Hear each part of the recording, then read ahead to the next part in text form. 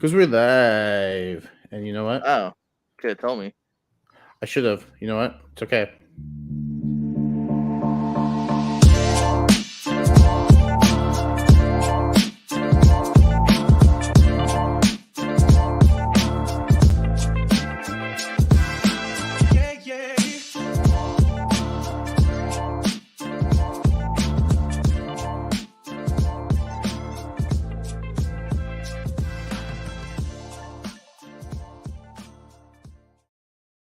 And then I said, that's not an apple. That's my wife. Well, the word part was, for me, it was an apple. I never had a wife. So we're just We're just lonely wrestling fans. That should be the name of the podcast. Welcome to Lonely Wrestling Fans, where we have a lot of free time to talk wrestling, because none of us have hot dates. Hi, I'm Lonely. Jordan. Lonely Mark. Lonely Marks. Reframe the broadcast. That's actually pretty good. Next week, you may or may not see a different name. Welcome to the very last episode of a podcast about wrestling. Stay tuned for Lonely Marks. Lonely Marks. Which is funny because none of us are actually named Mark. No. So... Maybe I am. Maybe I've been lying this whole time. Are you a Mark for Mark? Callaway? So WrestleMania, am I right, guys? Oh, okay. Screw the friendly banter. That's cool. All right, yeah, let's just jump into it. It's fine. Yeah, WrestleMania. It's 3 days away. Woohoo! But it's not 3 days away. Our dream WrestleManias. Peacock. Because we have made those, and they are not doable unless you play them on WWE 2K22. But I don't have that game, so this is the closest we're going to get. It's just me talking about it. I'm getting it next week, bro. But yes, this was a fun concept brought to us by Jacob. It was his little brainchild. I'm a big fan of it. We have all made our dream WrestleMania cards. Hopefully, y'all remember the rules. Don't reuse the title more than once. So if you have one IC title match, sorry, you can't have another. Don't reuse the same person twice. Only one match for everyone. If they're on it once, they can't be on it again. This is not a WrestleMania 4 situation. No stipulations you've redone, I think maybe we agreed on. And an opener has to be an opener that does exist, and the closer has to be the closer that exists. Yes. But the middle of the card could, so your second match didn't have to be a second match. We weren't going to be, I wasn't going to be that anal about it. No, I would have been too. Yeah, it would have really been, would have struggled. But next year's rules. Right, because we settled on a match total of 10. So, if you did want to, for whatever reason, choose WrestleMania for his main event, that's like match number 14 of the night. So, yeah. But yes, that is what we are doing tonight. I'm a little under the weather, so if I seem all over the place, that's why.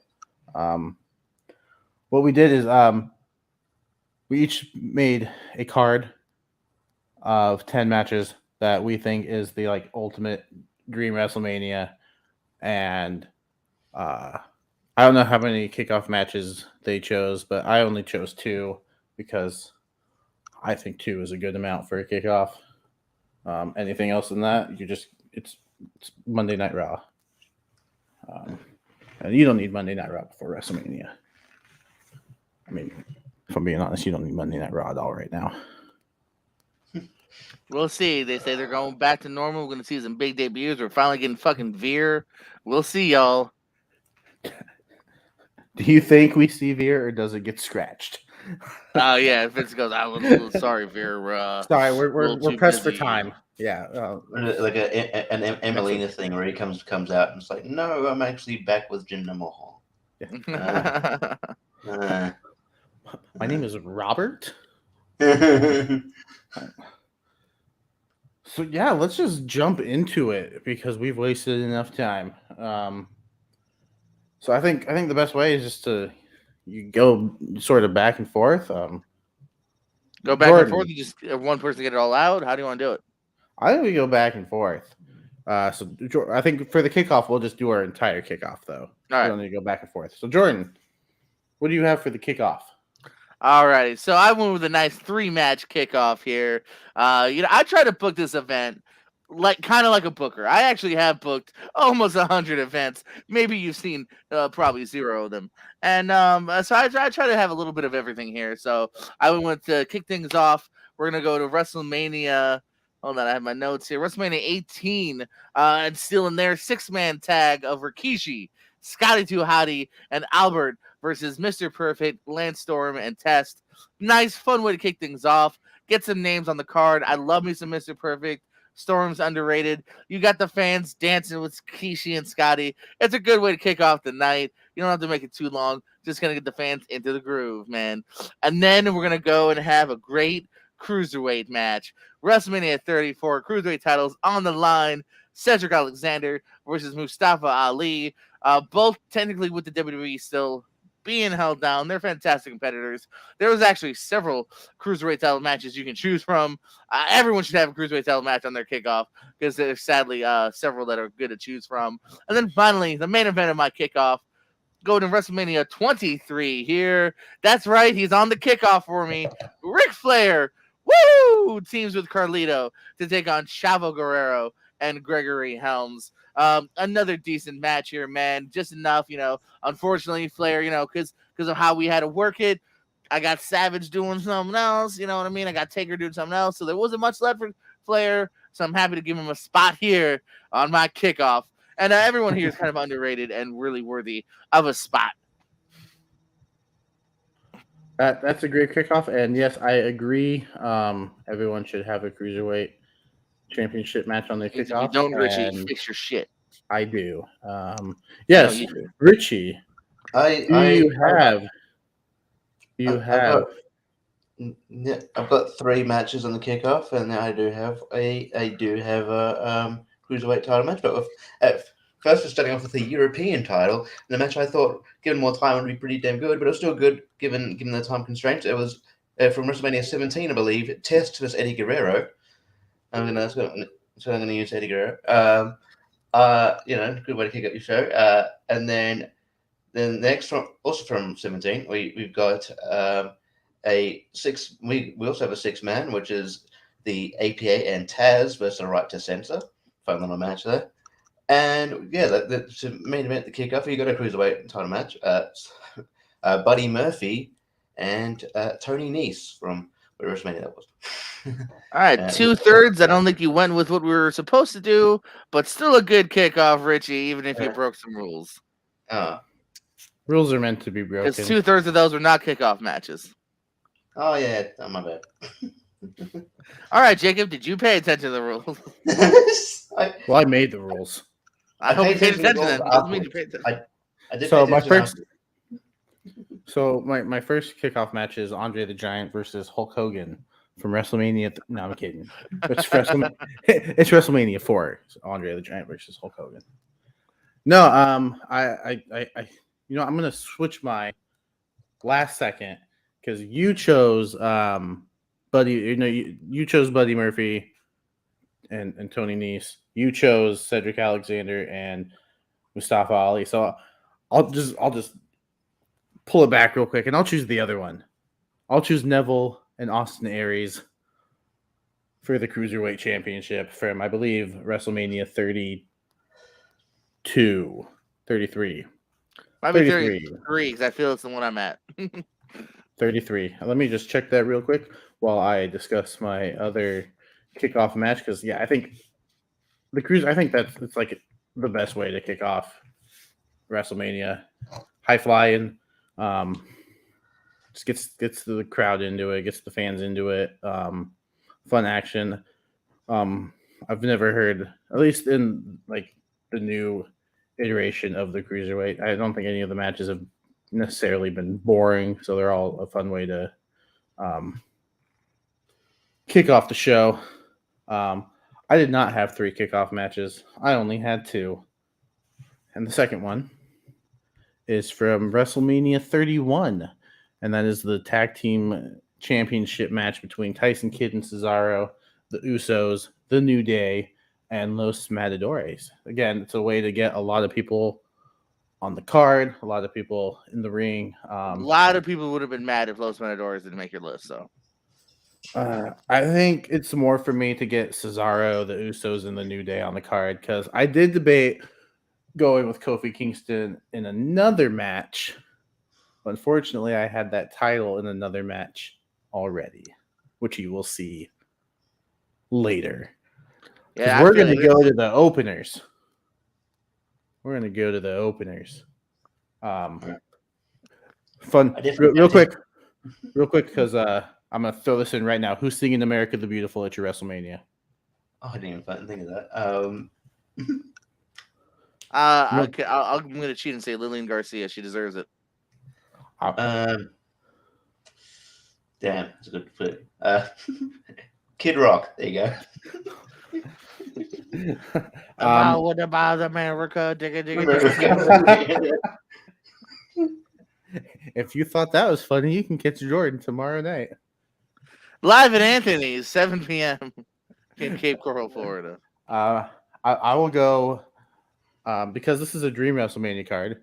I can go with anyone I want. And you know who's really huge right now? She just won an Oscar. Billie Eilish. She's singing America the Beautiful at WrestleMania. Yeah.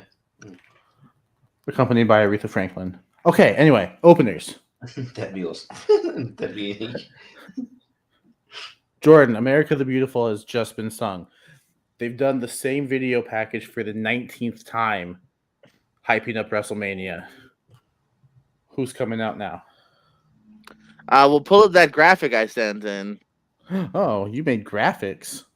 Well, I copied and I saved pictures that I found on Google. Someone's gotten fans. It's a good thing. Bam! What else could open WrestleMania but the right opener, the correct opener? Bret versus Owen. I'm actually not even the biggest Bret guy. I'm a big Shawn guy back in the day, and still to this day, I think he's just more charismatic, more fun to watch. But this was a banger. This sets the tone. This is wrestling at its finest. You know what I mean? We were robbed of Owen too soon, but we this was great. This led to some great stuff. It's SummerSlam, even a great ending with Owen watching him as Bret takes the damn title at the end of the night. So yes, from WrestleMania 10, Bret Hart versus Owen. This is how you kick off a Mania. Richie, how are you kicking off WrestleMania? This is awkward. Keep the graphic up there because I chose the same thing. Well, I'm going to keep the graphic up because I also chose the same thing. There were a couple ways I wanted to go. I did debate going spoilers. John Cena is not on my card. So I debated going WrestleMania 20 with John Cena and Big Show for the United States Championship. Yeah. But like, come on. It's this and come on. Nothing else. Like this is the top of the pack when it comes to openers. Like it's one of the best WrestleMania matches. You know, I'm looking, by the way, I also am Cena-less. I'm also Cena-less. So sorry, John. Love you. But yeah, you didn't make the cut. I got several big names that don't make the cut. And that's not to say he hasn't had good WrestleMania matches, but maybe the opponents he's had those matches with just had better matches. Yeah, I'd just rather see other things from them. Yes. And also, I mean, like John Cena and Nikki Bella versus Miz and Maurice just didn't really. It almost made my list, but you know, it's a fun one. Yeah, I almost went John Cena versus The Undertaker. I couldn't do. Nah, that match was nothing. So I'm assuming The Rock versus Eric Rowan will not make your WrestleMania card. Don't spoils. All right. Pull. Whoa. Is this your next match, Jordan? We're going to continue the night now. We're already back to me. Let's go for my Intercontinental title match. WrestleMania 3, Savage Steamboat. This is actually by a decent mile the earliest Mania match I have on here. I guess I skew a little older because I like those work rate matches. But this thing still holds up. I It's another reason why I'm very saddened that Ricochet's on the damn SmackDown Go Home show IC title in a throwaway. He'll fight two guys in a tag team on SmackDown. Because we could have a great banger of an IC title match, but instead, we need room for 3 celebrity matches, an almost match, a Happy Corbin match. We don't got time for IC or US titles, but I do. God damn it, Randy Savage versus Steamboat still holds up and deserves to be on the card. That is my next matchup. That is a solid choice. Yeah, definitely still holds up. That might not be the last time you hear that match. So, spoilers? Maybe. Like Ricochet couldn't even get on the pre-show WrestleMania. They couldn't get on the Kickoff WrestleMania. Well, they're not really doing it. They announced no kickoff matches, and so the SmackDown kind of is a kickoff, but it's still shitty. Okay, yeah, it's still like that. Yeah, you didn't have your WrestleMania moment. You're just on SmackDown. Yeah, but we finally get the Undertaker in the Hall of Fame, so it's like. Yeah, and the Steiner brothers too. It's gonna be a good Friday night. I think it's gonna be a good. I mean, yeah, but not as far as people that should be on Mania. It's a different argument. And then, right? Oh yeah. I mean, I don't even care if the match is thrown together. Ricochet and Sheamus, give them. Put Butch in the tag team match. And Sheamus is busy. Well, that's why you put Butch in the tag team match, and then Sheamus can. Or you put Butch in the title match. You put Butch in the Intercontinental title match because that'd be fun. Oh, there you go. I just got a little bit of a wrestling boner thinking of that. You pull an AEW, you debut the guy, and their first match is a title match. Yeah, and then he goes to the main event, and then you never see him for a while. And then somehow he's racked up some wins to earn another title shot. And you're like, what? How did that happen? When did Butch become 12-0? He's been on Superstars. All right, Richie. All right, I'm going to go. My next match is a women's match. I don't have any graphics, so it wasn't fancy like Jordan, but it's a women's match. I think in terms of story, this was the best women's match, and it's a great match in its own right and made a star out of one of the people. I'm going to go with Trish versus Mickie James from this match rule. If you go watch the match, there's just like the storytelling of this match, and just like the match itself, it rules. So, it made a huge star out of Mickie James. This is how I'm going to use both of them. This go back. I'd encourage people to go back and watch a match if you can. It's pretty. Yeah. It's pretty good. Well, this could get boring because Richie and I have the same card so far. My next match is also Mickie versus Trish. For the longest time, this was my favorite women's match from WrestleMania, unless you count the pillow fight from 19. That was just on. I had it in the background. Oh, I'm sorry. What? Oh, we're doing a show. By the way, Jordan Anderson says this is good stuff. We're getting him hyped for the weekend. Yeah. Sorry, I don't think the weekend will be at WrestleMania. There's my national America the Beautiful. Well, I mean, he could have been at the one in 2020 that didn't happen because his theme song was "Blinded by the Light" or whatever was the theme of the song. So he probably would have been there. Probably. But instead, Kid Rock will be. Yes. Whoa, Jordan, I like it. Let's go to WrestleMania 12. Let's have a crazy-ass backlot brawl. Again, I try to have a little bit of everything. I thought about having that WrestleMania 2001 hardcore triple threat match, but I think this thing is crazier, more fun, kind of our first cinematic match, even, if you will, if you want to look at it that way, because this thing had an O.J. Simpson's gag. This thing started out in a brawl. Roddy Piper's getting fucking ran over by a car.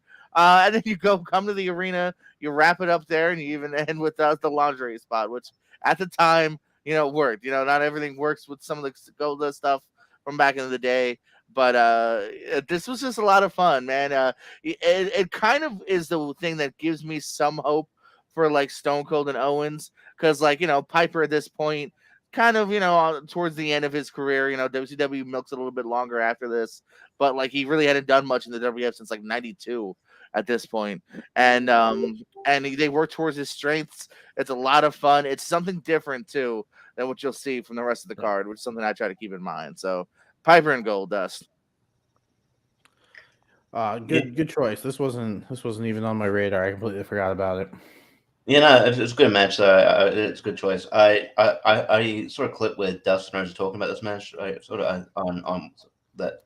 I think it's like the inside the ropes or whatever that thing is. That he talked about how he legit thought he killed Roddy Piper when he ran him over, and he also when Roddy Piper was throwing punches, Roddy Piper broke his hand.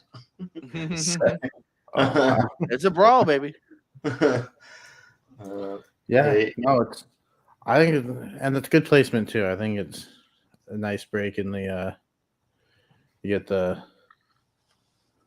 solid action from in-ring work from your first two matches, and then the crowd's up here, and it's like, all right, let's just sit back and watch some crazy shenanigans.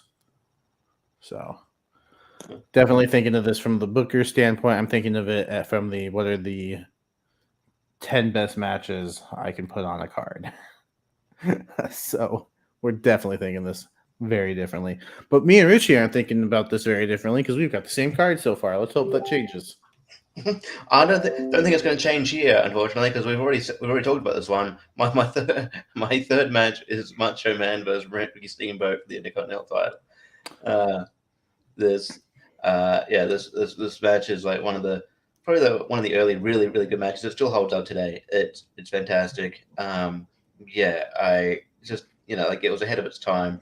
Not much more to say about it, but it's just a fantastic Intercontinental match. And I think it deserves inclusion. I almost put the ladder match, but for the Intercontinental title, but I'm like, I just pure. I chose to go like pure wrestling. So I think this one really, solidifies that. Yeah, for sure. So this is not where I placed that match. It is still to come in the night.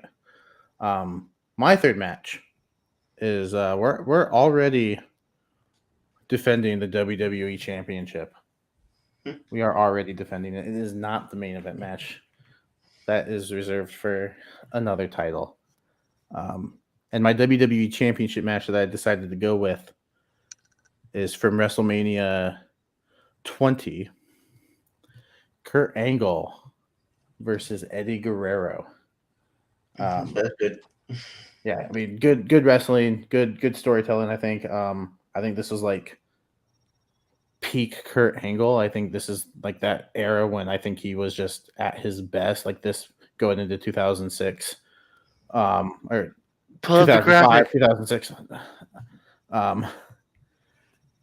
And the ending. I thought the ending was fantastic when he loosens up the boot, and Angle's going for that ankle lock.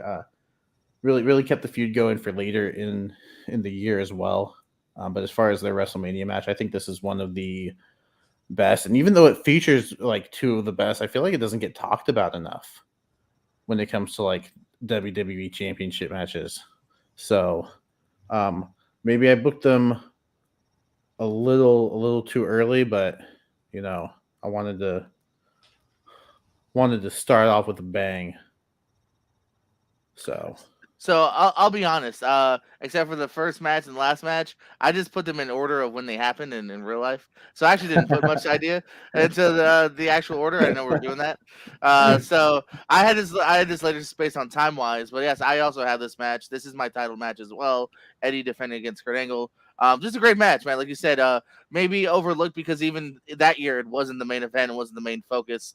But man, I mean, come on, look at these two. You do no wrong. I definitely wanted to have. I think it's the best thing Eddie was able to do at a Mania. Him and Ray was another one I thought about, but maybe I'll save Ray for later. So this match made sense to me. It's a good title match. That was my title match as well. Yeah, this wasn't on. It's a worthy choice. It's not on my list. Maybe I should probably not put Eddie on the pre-show, but yeah, it's just what it is. Then considering the rules, considering I mistake the rules, he probably would be on the main card. But this is a really good match. But yeah, I definitely have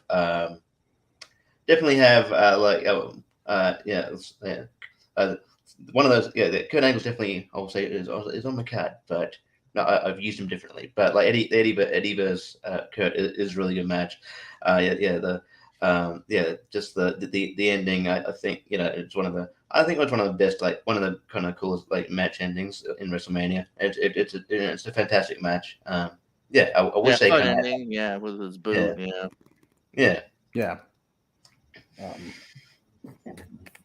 Speaking of a match with a fantastic ending, although I don't know if that spot happened if that spot was that close to the end. You'll tell us, Jordan. I don't remember either. WrestleMania 17, though, for the tag team titles, TLC, Dudleys, ENC, and the Hardys. I don't know, man. When I think of the best tag teams, these three definitely are in my mind towards the top. I don't know if I'd place them at the top, but I know they're the ones that would rush to my mind first, man. From the Triangle Ladder match in 2000, and then finally these TLC matches, just some of the best stuff you can have. Car crashes, but beautiful, beautiful car crashes here. And, for tag team titles, too, when you're doing one Mania and you're looking at what can be my tag titles, almost for a second I was gonna go with Hogan and Beefcake versus DiBiase and IRS to shoehorn Hogan on the show, but I couldn't do that once I saw this, and I was like, yeah, I want this on there. You could do maybe an Edge singles or a Jeff singles, but I think that this just screamed at something I wanted on there. So TLC 2 for ENC, the Dudleys, and the Hardys. Yeah, it's a solid choice because it's also on my card later on. I'll have you bring the graphic back up when I need it. But I'm gonna pull it down. No, you won't. Fine. This is the match where I think the interference worked. You know what I mean? Like, yeah, the little you got Spike, you got Rhino, Lita. Yeah, like usually I'm all about like, no, there doesn't need to be interference. Like. But this is like we had 3 people interfere, and I was like, "Oh, okay, oh, cool." Not like, okay, what did it kind of evens it out. Yeah, everyone gets like a little moment too. Well, I think it works too because, like, I mean, besides Lita, like this is one of the first times we've seen Spike and Rhino on WWE TV, so it felt kind of cool to see them under something. And then the Lita chair shot to Spike Dudley. Holy shit, that was like it was brutal. she can throw a chair. she can swing a chair. Worthy choice. You might see it later. You don't know. I wish I couldn't preview your graphics, Jordan, because you get spoiled. Yeah. Yeah. Anyway, Richie, what's next on your dream? All right. Card? Well, next we're going to a great match. I also don't think gets enough credit, but it's a really really good match. It's from WrestleMania 19. Shawn Michaels versus Chris Jericho. This match ruled. It does. The build up to it, like saying like Jericho emulated Shawn Michaels' start. It's amazing. And then like we talk about like endings. I think the ending of this match where like you think Jericho's turning back your face and he just nut kicks him. It's just I think it's just great. And then they just have a great back and forth. But I feel like when people talk about like Shawn Michaels matches, they for some reason they leave this match out. But it's a really good match. It is. Again, one that you may or may not see later on my card. No argument here. Great match. That's why I love that Mania. I'll still fight that's one of the best 5 Manias because there's some bangers on that, including this one. It's that first real sign of like, he had the no DQ match with Triple H in the Elimination Chamber, but like the first real just straight up wrestling match where like Shawn might somehow be better than where he left somehow. Yeah, which is crazy. You're gone for what, 4 years? Yeah. It's gone from March of 98 to August of 2002. Like, man. Yeah, I definitely am in the camp of his WWE run when he came back as I'm not gonna say a lot better than his first run, but more memorable. It's definitely more memorable, yeah. And solid choice. And actually, no, I'll spoil it. Chris Jericho is my favorite wrestler of all time. Same. Hands down. Don't have him on the card. Are you part of the Appreciation Society then? I appreciate him. Apparently not enough to put him on the Dream WrestleMania card, though. Oh. Yeah.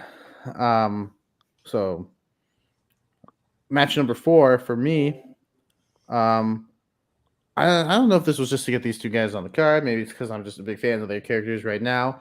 I went to WrestleMania 31, and I'm going Randy Orton versus Seth Rollins. I think it's a solid match. Features one of the better WrestleMania moments, I think, where he is.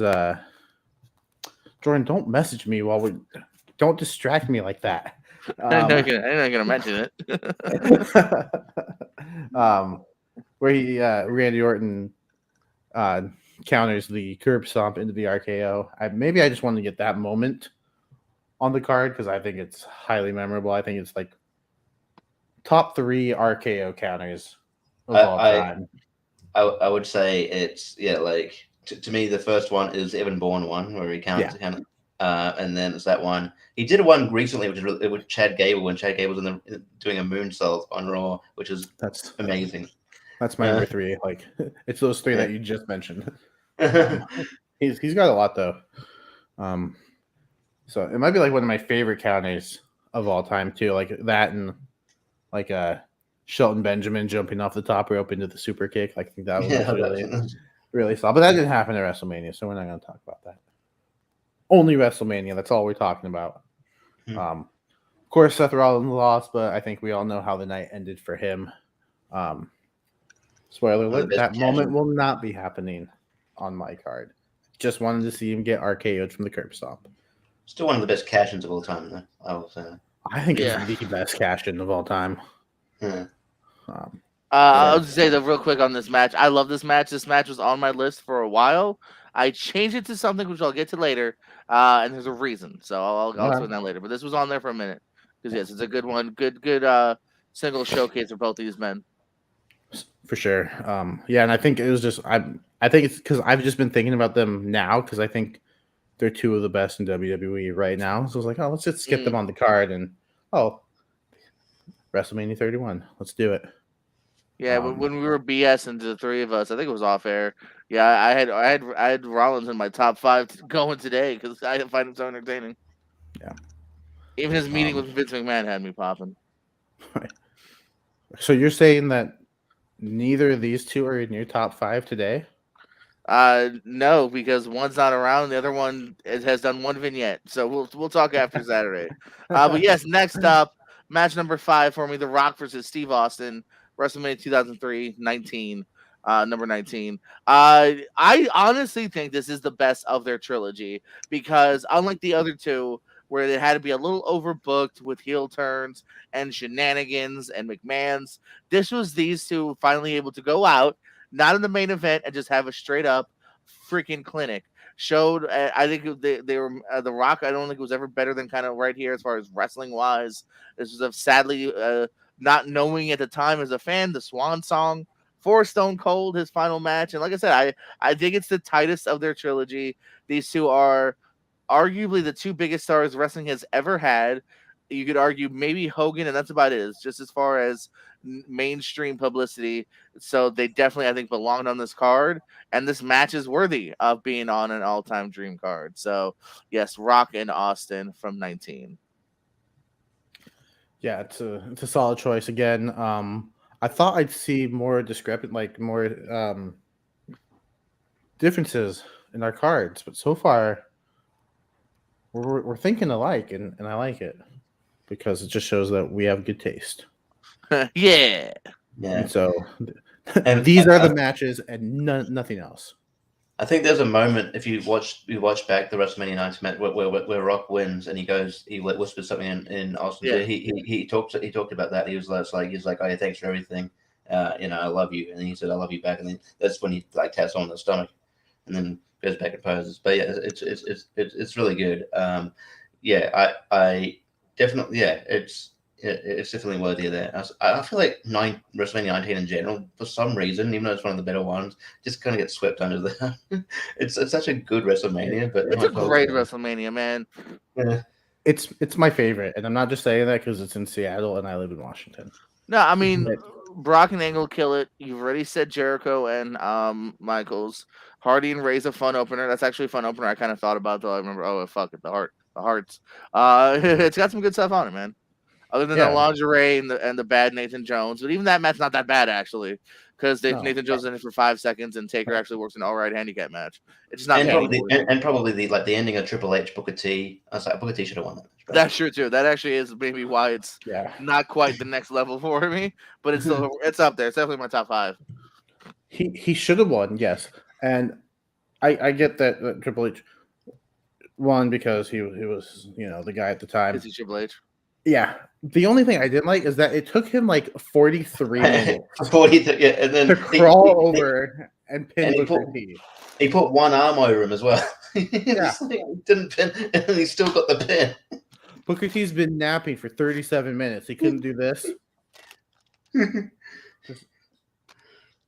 just twitch. Anyway, Richie, what's next? Please don't say Triple H versus Booker T. No. I won't like that. I'm actually, again, the cards are similar. Talked about this before. I'm going to go with TLC 2. I think this match is just fantastic. It's just so many memorable spots. Still one of the best ladder spots of all time when Edge spears Jeff Hardy just perfectly. There's a perfect timing. I think the only thing that's come close to it being a ladder spot was, I think, recently with Sammy Guevara and Cody Rhodes.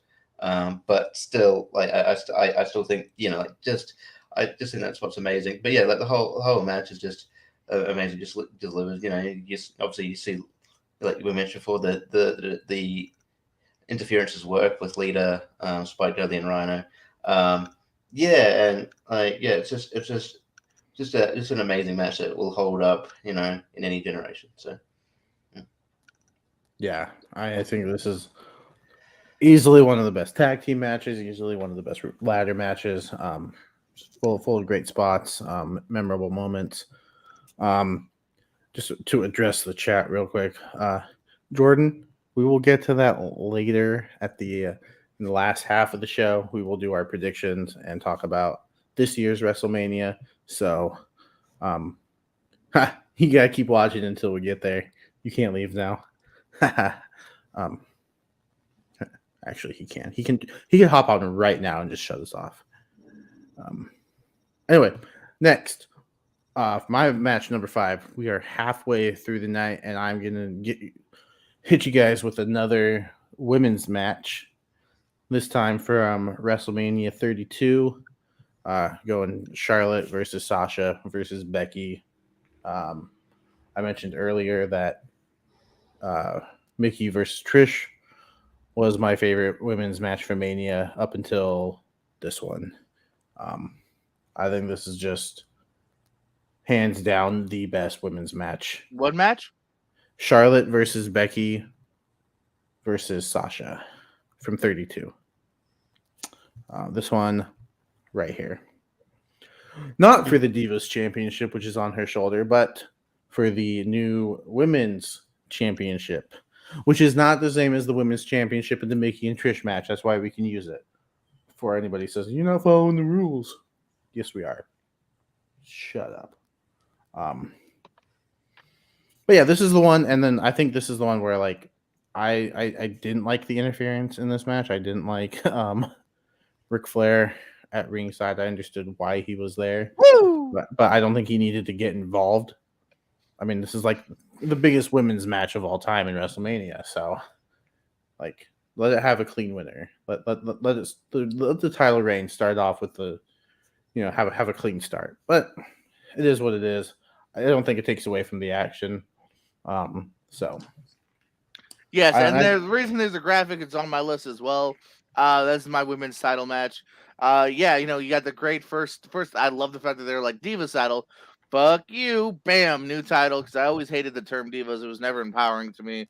It was always it's not a term that you want to be called, in my opinion.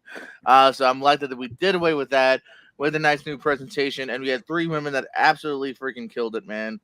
Main event worthy, in my opinion.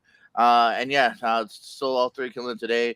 I'm hoping for a Sasha push. I think she's so good, and she gets undersung a little bit because I think they love Charlotte a little too much. And I only say that based on the fact that she's always in the main event. So I would love me some more Sasha in the future. And of course, Becky, this is even before she's the man. So, but pulling together some great performances. So yes, on my list as well. Nice. Yeah, it's a solid triple threat match. Didn't think about it. I forgot. It's a great match. Should have I should have thought about it, but I didn't. I was like, oh, I got Mickey. I probably wouldn't. Yeah, but but there's another women's match coming up. It's not that. So, Jordan, where was this your next match? No, I didn't hit share yet. Sorry, 1 second. I was like, pull up the graphic. Oh, it's not there. All right, pull up the graphic. We'll do it live. Yes, my number. I guess 6 now. Okay, so I lied. So we'll give. You guys have 2 turns. 6 was my Eddie and Kurt. This is my number 7. CM Punk, Rey Mysterio, 26. I love me some Punk. I love this era of Punk. I kind of love any era of Punk, but this is a Shredded Society era. Interesting gimmick too of it. That's hair and mask, and these 2 are just tremendous, man. Like I said, I thought about Rey in a couple different spots. I gave Eddie the title match, so I was like, oh, Rey's not gonna be on it, and then I came across this, and it's a great match, man. And maybe match of the night. Some good stuff on it. Or one of the matches of the night because there's a couple of bangers on that one. So yeah, I thought absolutely great. Singles match here between these 2. I love these 2, and they deserve to be on my card. They do. Unfortunately, Rey Mysterio did not make my card. CM Punk did, however. And I'm excited to tell you guys which match that is when we get there. Richie, what are your quick thoughts on this match, and then you can jump into your next one. Yeah, no, I really do like the match. Honestly, have CM Punk doing something else, but yeah, like this is a really good match. I think that these guys have really good chemistry in the ring. I like the build up to it. I think it's very with Punk being kind of creepy, like where the first time we saw Aaliyah on TV before the Buddy Murphy thing. She's like this little girl, and then like you sing out happy birthday. That's very creepy. But yeah, then the match delivered. It had a lot of tension, and it's a great match. It is, yeah. And I from an underrated WrestleMania, in my opinion, I think 26 is very solid, top to bottom, except for one match that we don't have to talk about. We won't talk about it because Bret Hart was in much better matches. It just clicked for Jordan. So my number 6, we're gonna go to TLC 2, Edge and Christian versus the Hardys versus the Dudleys. This is where I put it in after the women's, and because this is the Dream WrestleMania. Fun fact: I didn't just go straight from a banger's women's match to a banger of a ladder match. I had the Kid Rock performing in between. He's gonna calm the crowd down. He's gonna allow them to go to the bathroom, get some snacks, and then we're gonna come back and we're gonna hit them with the ladder match. We've talked about it enough. I don't think I have to bring anything else up, but I think it's a tag team match worthy of being on the Dream WrestleMania card. All right, so we hit Jordan 7 already because he skipped Eddie and Kurt. So hold on, since you're doing like interstitials, I think the 24/7 titles has changed hands multiple times throughout my show. Kid Rock is actually former champion already by this point. Crash Holly has regained the hardcore title 3 times backstage. It's hardcore Holly holding a picture up of him. And my one, even though it was remembering it's in the show, Heath Slater and Kurt Hawkins had a banger match, but you didn't see it because we were doing a backstage thing. The standby match, never seen before, never seen since. That's a great wrestling with trivia. What is the only pay-per-view match to not have its finish shown on pay-per-view because they were doing other more important shit. the fucking finish happens off screen. You just hear the bell because they're more focused on Braun or whatever. Probably if I was there, that's probably the moment where I'm like, you know what?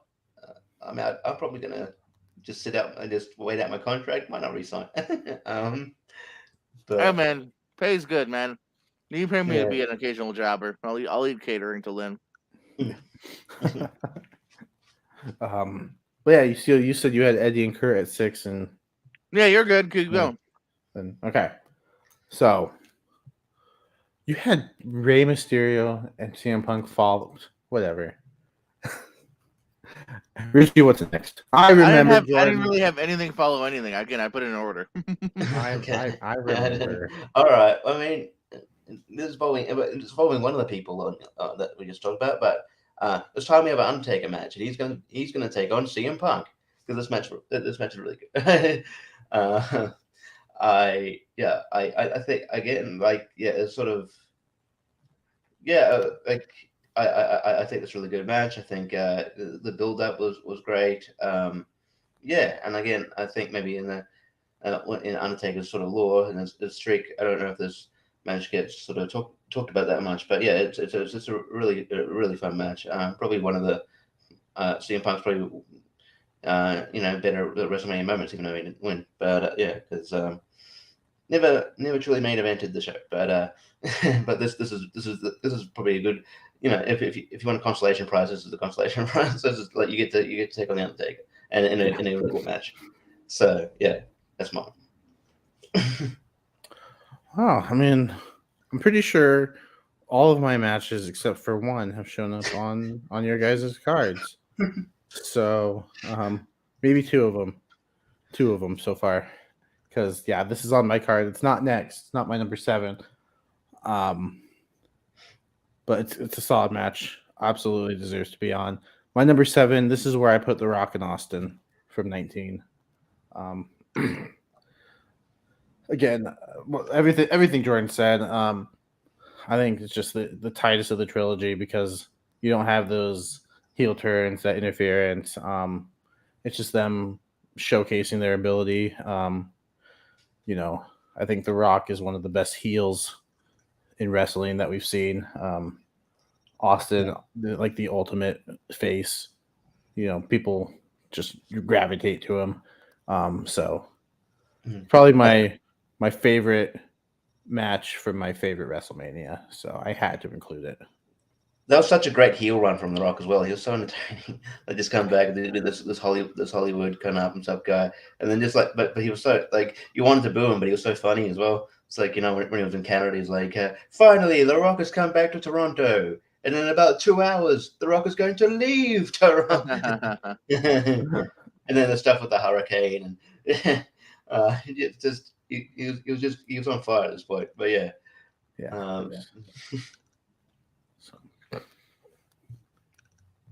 Jordan, tell us about this one.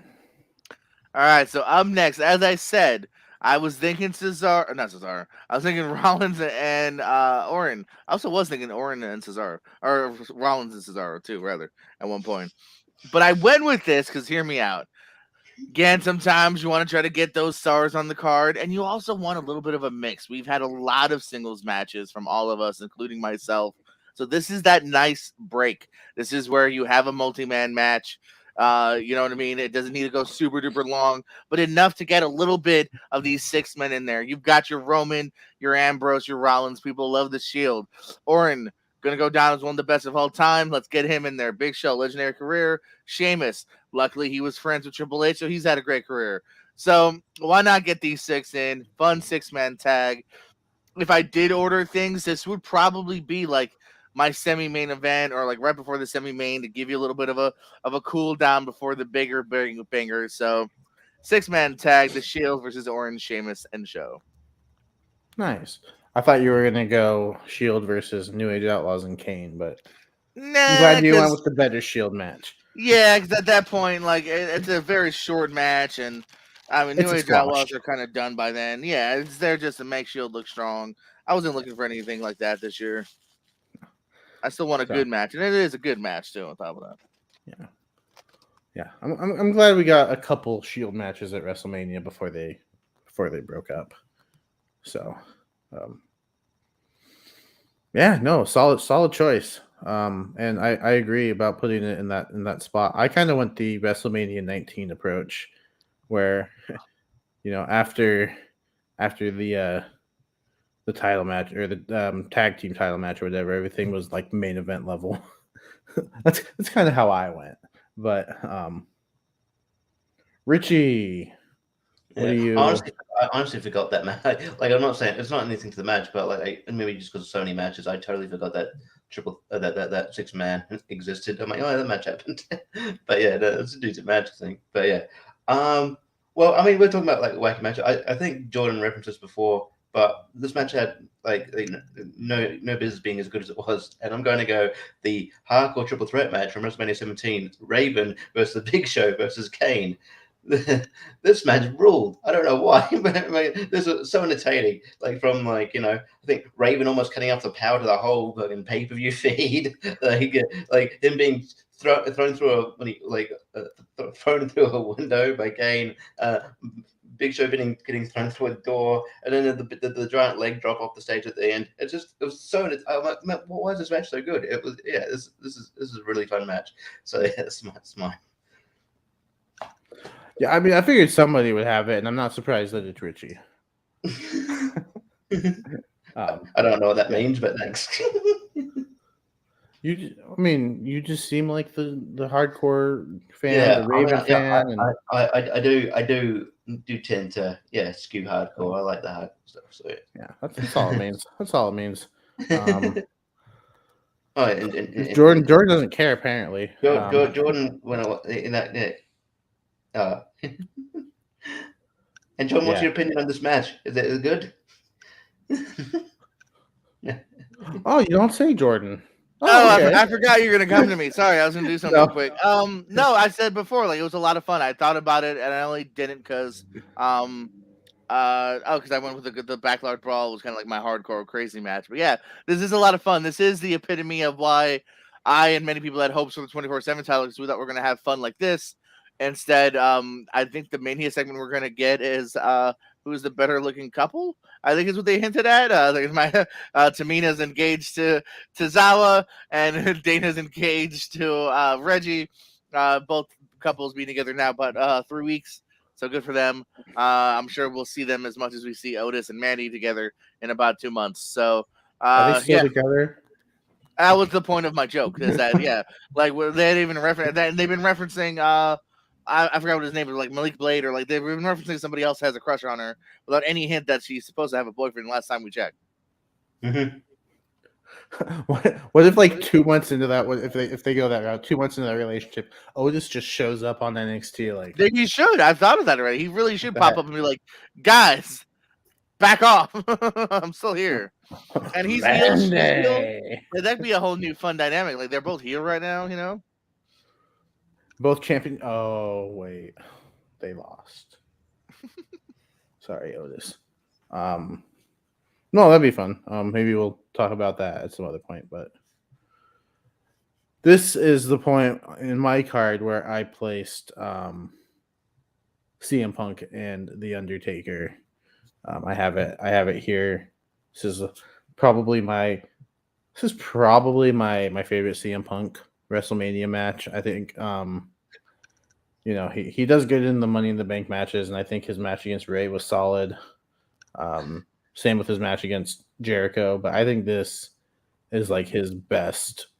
Well, it's definitely the most prominent position he's been in. Oh, for sure. But it delivers. Like, he has a good match with Undertaker, who I think at the time, at the time you didn't know if he could still have like good matches, because he was slowing down, and he was still starting to slow down, and I think like it seemed like he might have expended all his energy doing the Shawn Michaels and Triple H matches, but this is really fun. It's a really it's a really solid match, and I feel like it should be talked about more, to be honest. Definitely, I agree. Yeah. And I think CM Punk should have still been champion at this time. I think streak versus streak. Like I think that sells itself. Because you got the WrestleMania undefeated streak of the Undertaker. You have the whatever it would have been almost 500 days champion streak going. I think they missed an opportunity there. Instead, we got once in a lifetime part 2. So whatever. Yeah, good. No, good match. Good match. Arguably, Taker's. Was it? I would think it's his last best Mania match, probably. Up until the Boneyard, I would say.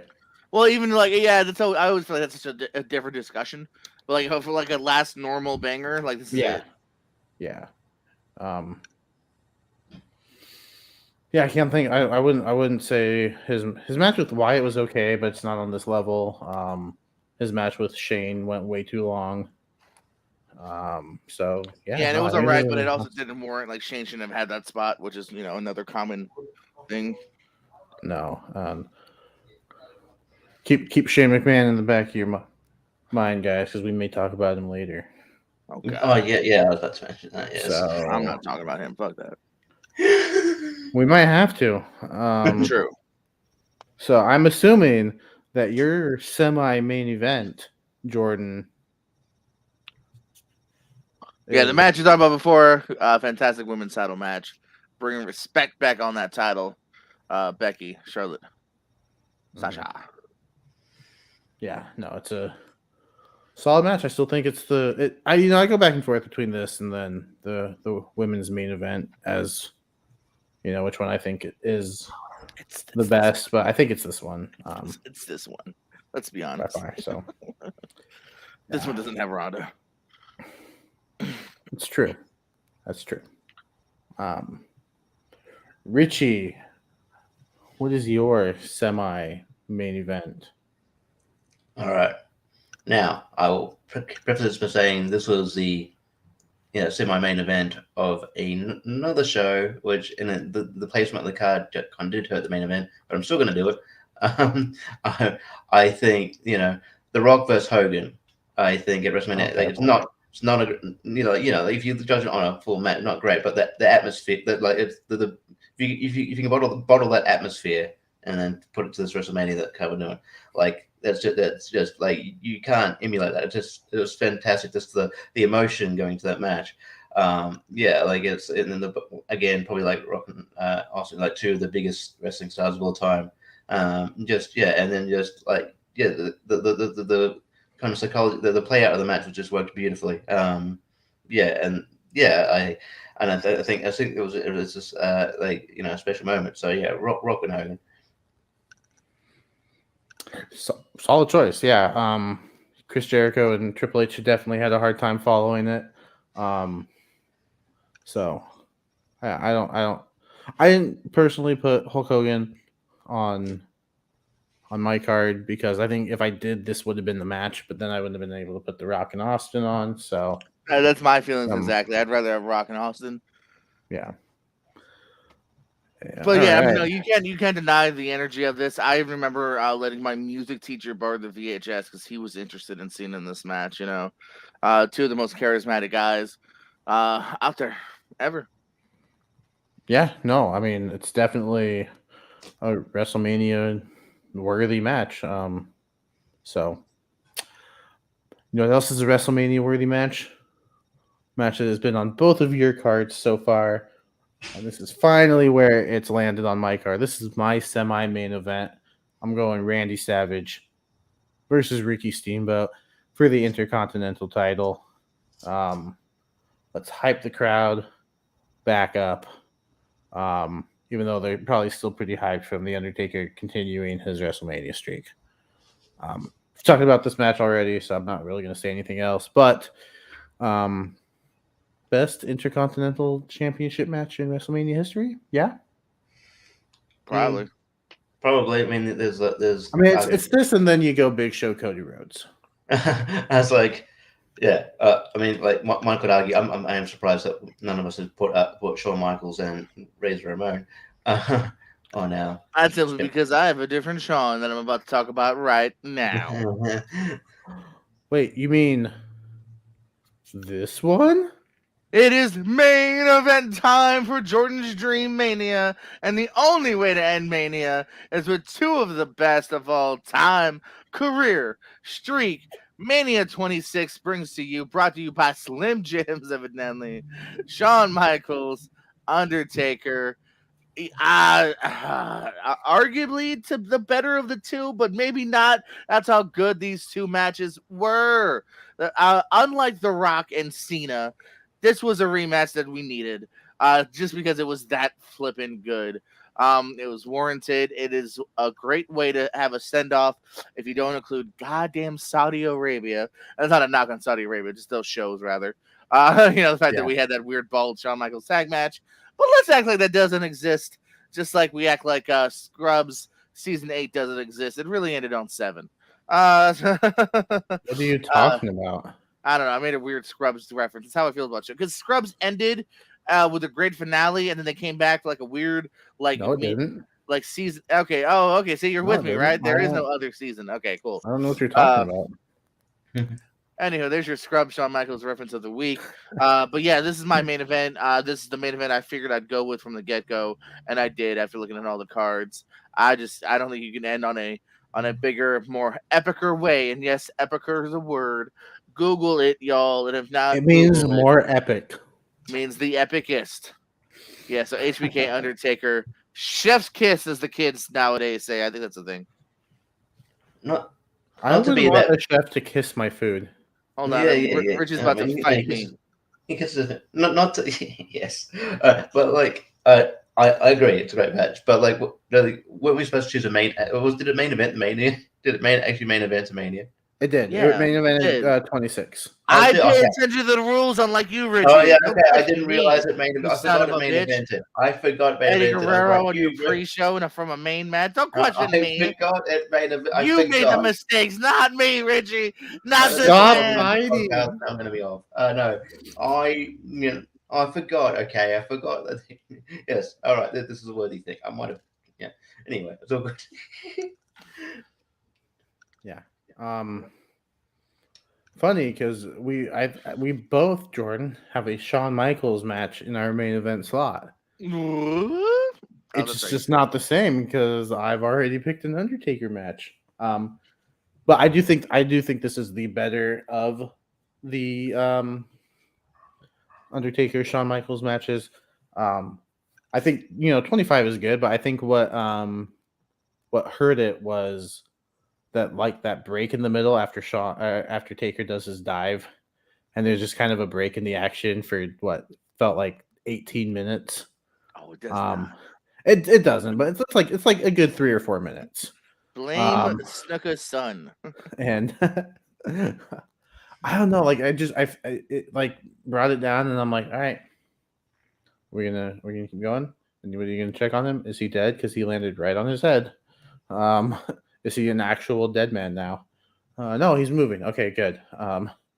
But where I think 26 told a better story, like the build up, the send off was nice. I think it was just a more complete story, in my opinion. So I will say that 26 is better than 25, but not my main event. Hashtag. Richie, what's your main event? How are you sending the people home? My main event, I feel like there's a spot in this match that overshadowed how good the match was. But my main event is the main event from WrestleMania 19. It's Brock Lesnar versus Kurt Angle for the WWE title. This match ruled, and people only talk about the shooting star press. And like, while that's a cool spot, it's beyond that. It's a fantastic match. These guys have great chemistry. I could watch them. Like, if it was just a WrestleMania with them wrestling the whole time, I could watch the shit out of it. Oh yeah, it's just a fantastic match, and showed that we see Brock like the sort of menacing the monster kind of, but people forget like he's a really good wrestler, and like Kurt Angle, just like one of my favorite wrestlers of all time, just a fantastic wrestler, and then the blend of them, just it's a wonderful match. So yeah, that's my man. Yeah, this was a solid main event from easily a top 3 WrestleMania, in my opinion. I think you absolutely nailed it. It's a great wrestling match, featuring two of the best. I think the two best at that time. Although there was a card full of really good wrestlers that night, except for Triple H and Booker T and their finish. Still not over it.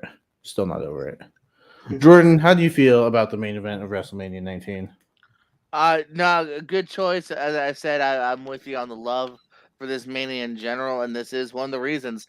This match is one of the reasons I did amateur wrestling in 8th grade through 12th grade, because these guys were killing it in the main event. It was that first sign of like, oh, maybe amateur wrestling does have something to do with WWE Pro Wrestling, because you got guys like this, Haas, Benjamin, and yeah, it's a good one, man.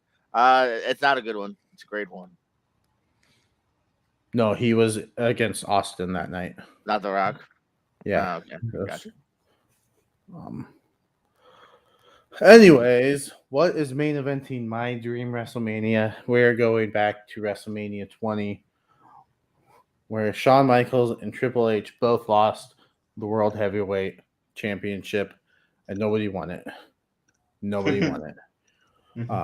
redacted. Won the World Heavyweight Championship that night. Chris Benoit, Shawn Michaels, Triple H. Fantastic triple threat. It was so good that they ran it back the very next pay-per-view. Also a good match. Yeah. I enjoyed I enjoyed the build up to this match. I think it was very solid. I remember being shocked that the Royal Rumble winner from SmackDown was coming to Raw. But it worked. Yeah, just a solid triple threat. Just thinking about Chris Benoit, the wrestler, strictly on an in-ring, perspective. That's all I'm thinking about. I'm not nothing else, guys. Don't bring him up in no, just the wrestler. Yeah. So I did think about this match. It is a really solid match. I just think that maybe the broken angle should it deserves I feel is more underrated in this match. But so I just wanted to give that a shout out. But this match is very solid, and just and the scene at the end when Benoit wins and Eddie comes into the ring and they hug is a very kind of is a great moment. And this is a very. But neither of you can do that moment because you didn't pick this match. I did. I picked both of them. I can do the moment. You can't though, because this moment will be deleted from WWE Network. No, it's not. Okay, all the YouTube clips will never show it. You just can't search. They just never mention his name on anything anymore on the WWE Network. All of this stuff's still there. They'll be like, this person's in action. And it's like, it'll be like, and Shawn Michaels and Triple H face off with the World Heavyweight Championship in a triple threat match in the main event. But they won't say against who. I joke with my friend whenever watching AEW or something. I'll say Nyla Rose is in action or Wardlow's in action. I'm like, oh, holy hell, they're going to face Chris Benoit because I don't mention it. Because I don't mention who it is. But solid. It's not my favorite main event. I think Brock Lesnar versus Kurt Angle is my favorite main event, but so the reason I put Kurt Angle versus Eddie is because I couldn't think of another Eddie Guerrero match that is better than his match with Kurt Angle. So, I had to sacrifice leaving Brock and Kurt off for the better Eddie Guerrero match. It was full of sacrifices. I'm willing to make sacrifices sometimes because I'm a good human being like that. Yeah. So Jordan. Yes. You want to just run down your card one more time, top to bottom? Let's talk our Dream Mania matches. My card included, let me pull it up real quick. I got Owen Hart versus Bret Hart from WrestleMania 10. Randy Macho Man Savage versus Ricky the Dragon Steamboat for the Intercontinental title from WrestleMania 3. Roddy Piper versus Gold Dust. From WrestleMania 12 in a backlot Hollywood brawl, Edge and Christian take on the Dudleys as the Hardys, and TLC 2 from WrestleMania 17 with the tag team championships on the line. The Rock takes on Stone Cold Steve Austin from WrestleMania 19. Eddie Guerrero defends the World Championship against Kurt Angle from WrestleMania 20. CM Punk of the Shredder Society battles Rey Mysterio. Booyaka from WrestleMania 26. The Shield, Ambrose, Rollins, and Reigns take on Randy Orton, Sheamus, O'Shaughnessy, and Big Show Paul White from WrestleMania 29. Your women's championship is decided when Charlotte Flair, Becky Lynch, and Sasha Banks go to battle from 32. And in your main event, career, streak, the Heartbreak Kid, Mr. WrestleMania, Shawn Michaels takes on the Phenom, Mark Calloway, The Undertaker from WrestleMania 26. Mean Mark Callis. Richie, take us through your card one more time. So, in your opener, you got Bret Hart versus Owen Hart from WrestleMania 10. And then you got your women's title match, Trish Stratus versus Mickie James. And then top that off with an Intercontinental title match between Randy Savage and Ricky Steamboat. Shawn Michaels will go one-on-one with Chris Jericho. Then we'll have TLC 2. Then Undertaker versus CM Punk. The Hardcore Triple Threat match, Raven, Big Show, and Kane.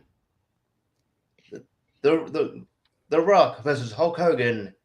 And in your main event, Kurt Angle versus Brock Lesnar, the WWE Championship. Nice. And my card went as follows. I also opened with Bret versus Owen from WrestleMania 10, followed by Mickie versus Trish from WrestleMania 22. We then saw Kurt Angle and Eddie Guerrero for the WWE title from WrestleMania 21, followed by Randy Orton versus Seth Rollins from WrestleMania 31. We saw the Raw Women's Championship, or what would become the Raw Women's Championship, and Charlotte versus Sasha versus Becky from 32. That match put Jordan to sleep. Followed by the TLC 2 of the Edge and Christian versus the Hardys versus the Dudleys from WrestleMania 17. We then saw The Rock versus Austin, CM Punk versus The Undertaker, Steamboat versus Savage for the IC title, and the main event of the evening was Chris Benoit versus Shawn Michaels versus Triple H for the World Heavyweight Championship. Let us know, what would your dream WrestleMania card be? With the caveats that we included. So if you're watching now, go ahead and put those in. If you're watching on the replay, go ahead and put those in. If you're not watching at all, then you won't know.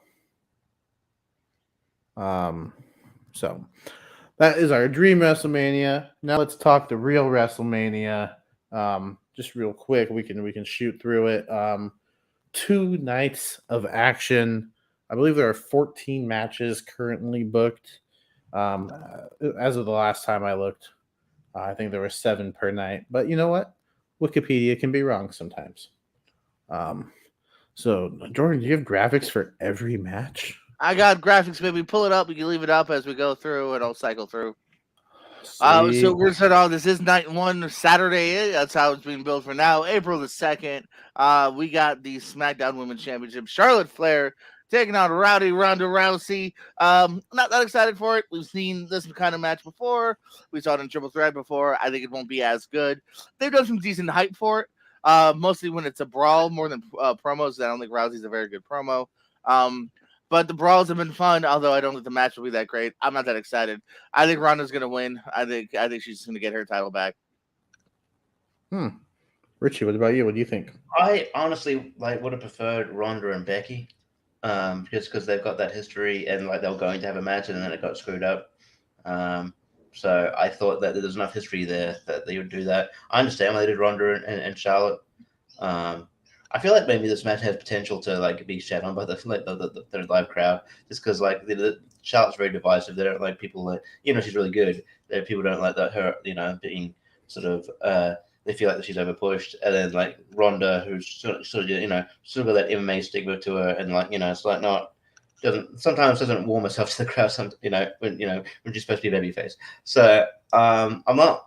I mean, it should be a good match. It might probably be a good match. I'm like Jordan. I'm not totally excited for it, but I think Ronda's gonna win. Every time we expect Charlotte to lose at WrestleMania, she doesn't lose. She was supposed to lose to Asuka. Everyone thought Asuka's streak was going to continue. She beat her. I'm sure there are other. I'm pretty sure she was expected to win the triple threat between her and Ronda and Becky. That didn't happen either. Which was like one of the only times. I'm really just buying time because I'm not sure who's going to win. I'll go Charlotte because I think you both went. You both went Ronda. I don't know. They're so high on Charlotte. They give her wins when she doesn't need them. This might be one of those times. I think the crowd will cheer if Charlotte does win, just because I don't think they want to see Ronda in this position that she's in. I don't know. I could be wrong, but I'm going to go Charlotte because she wins when she's not supposed to. I just wish they didn't push Ronda right into the title picture. That's my opinion. They could have done some stuff with her and Shayna, whether it be as a tag or as opponents. The fact that she was shoehorned in so quickly just leaves me kind of blah. Next up, also on Saturday, the other women's championship is on the line as the man Becky Lynch defends against Bianca Belair. I don't mind this build-up. It's actually been a decent story dating all the way back to August. I hated how Becky came back, but some people have been saying that was the long-term story plan, was to have it where, hey, she had the kind of surprise moment and she turned heel pretty much right after. So this is kind of a nice long wind-up to getting Bianca to finally get that real match back, that real one-on-one. So I actually don't hate that. I feel like, again, we're in Booker T territory of she kind of should really win. Otherwise, it's kind of a lackluster story of, haha, gotcha, and then, yeah, still gotcha, bitch. So, I think it'd be kind of weird if Becky walks away winner, although I'd prefer her to kind of keep going. But I think Bianca's going to walk away champion. Yeah, I'm with you 100%. Bianca's going to win, I'm pretty sure. Richie? Yeah, I don't really have as much faith in you that they had long-term story building. I just don't think they're like, oh, who? It's worked out. If they didn't have it, I also agree. There's a good chance they didn't, but it worked out. If they didn't, then they can lie and say they did. Yeah, because I just feel like they don't they treat people who aren't Bianca and the Four Horsewomen kind of down here. So I feel like we'll just use Bianca because we like her, she's good. And Becky Lynch looks naked in that photo. It's don't tempt me with a good time. Yeah, but yeah, anyway, storyline would dictate that Bianca will win, but I thought maybe Liv would beat Becky, given they did a similar thing. So you never know. But I would say Bianca. Yeah, sounds like we are in agreement. Oh, the KO show. The KO show with my cousin Kev. I am so curious as to what this is going to be exactly. There's been rumors that this could be the technical main event. This could be the last thing we see on Saturday. That or one of the women's titles. I don't know, man. Like I said, if this is kind of a fun brawl, if it's maybe a little cinematic even, I'll be for it. Maybe we'll get tricked and they'll ring the bell and it'll be a match. Who knows? Maybe Stone Cold will pull a Sting and do some dives through a table. I don't know. My fear is it's going to be pretty basic. My fear from the get-go even was all the names KO dropped. Shawn Michaels, Booker T, all these Texans. They were all alumni that will probably be in attendance. So I'm afraid, is this just going to be Owen's getting his ass kicked by all the Texans? Is it just going to be, a little bit of talking and then a stunner and some beer bash? So if it's interesting and more than just something super simple, I'll be cool with it. I still don't think it should main event unless they have something more planned. So I'm intrigued, but I'm intrigued almost in a worried way. You know which Texan he didn't name drop? The Undertaker. He didn't? Pretty sure he didn't. Wow. He, JBL, Shawn Michaels. Pretty sure there was another one. Booker. And then you got to Steve Austin. So I don't know. Maybe this is like the Undertaker's last like WrestleMania moment in front of fans, like you're talking about. Well, that's what I'm afraid of. I'm afraid it's just going to be all the Texans, fucking JBL, clothesline, Shawn Michaels, super kick, Booker T, bookend. Like, I think it'll be similar to when they did that storyline. Maybe it was a year ago or something when Drew McIntyre's feuding with Randy Orton, and Randy Orton was pegging on I think it was Christian, Big Show, and Shawn Michaels. Yeah. And then everyone quit and went to AEW. That's what happened. But eventually they got their comeuppance, and they all cost them a match. So it's not going to be like costing a match because no match here, but it could just be like you said, all these legends come and attack. Owens, and that's going to suck.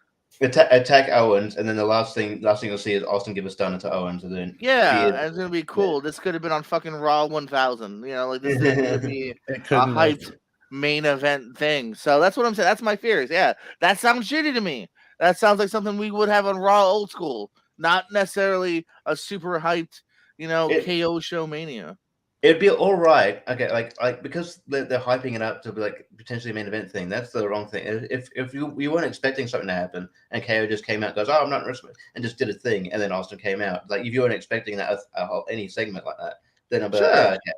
But I'll buy that for $1. But again, unfortunately, but they're hyping it up. That's the problem. Yeah, it goes back to it goes back to a lot of that's the problems. WWE hyped it up. Braun Strowman, who's going to be his partner? Maybe it's going to be Samoa Joe. Maybe it's going to be this guy, that guy, and it's Nicholas. John Cena. Come on, Taker. Come on, Taker. 2.5 minutes. Like you dug the hole. If you know what I mean. If Cena had at the last second been like, hey, anyone. Bang Undertaker, that would have been cool. But the fact that you hyped it and you made us all as wrestling fans go, we're gonna get Taker versus Cena, it's gonna be cool, and then it ends up being a nothing match. You dug that grave just like this. Like they're digging their own grave if this ends up being super simple and silly, and it could have just been the end of a Raw instead of a Mania moment. Prove me wrong. I hope I'm wrong.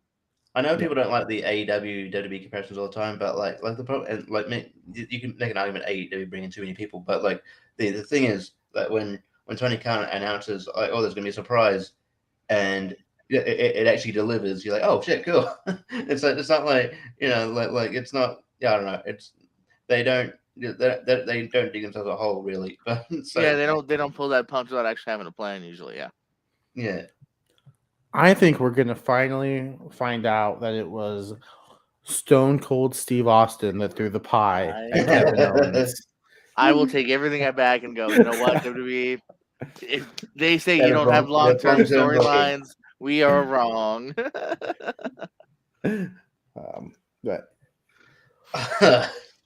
Check this shit out, y'all. The Mysterios, Ray and Dominic, taking on, I gotta pull it up. I always forget if it's Jake, Logan Paul, and the Miz. I said it before. We have so many people missing from this show. We have no IC, we have no US, and we've got celebrities.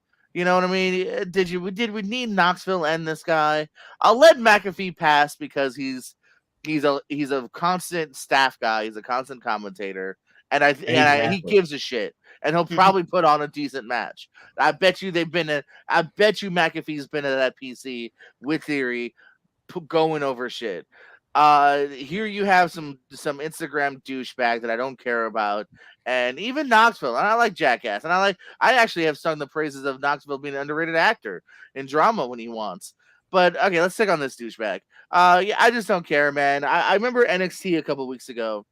Dominic and Ray were there for whatever reason. It seems like every once in a while now WWE's just going to smuggle in some main roster guys in NXT, and they went face to face with Legado del Fantasma, and I'm looking at Ray and Dominic with Escobar, Joaquin, and Raul, and I'm going, that's a Mania match. That's a unique first time, put like a third guy with Ray and Dominic, like a high flyer, A-Kid, Cameron Grimes, whoever. Like, that's a match we've never seen and I would Jones for. Instead, we have this. It's going to be mediocre at best. I have no doubts. We've already did Miz and a celebrity last year. This time he's seen with a celebrity. I don't care. I know I'm the typical mark that's like celebrities, but I don't care.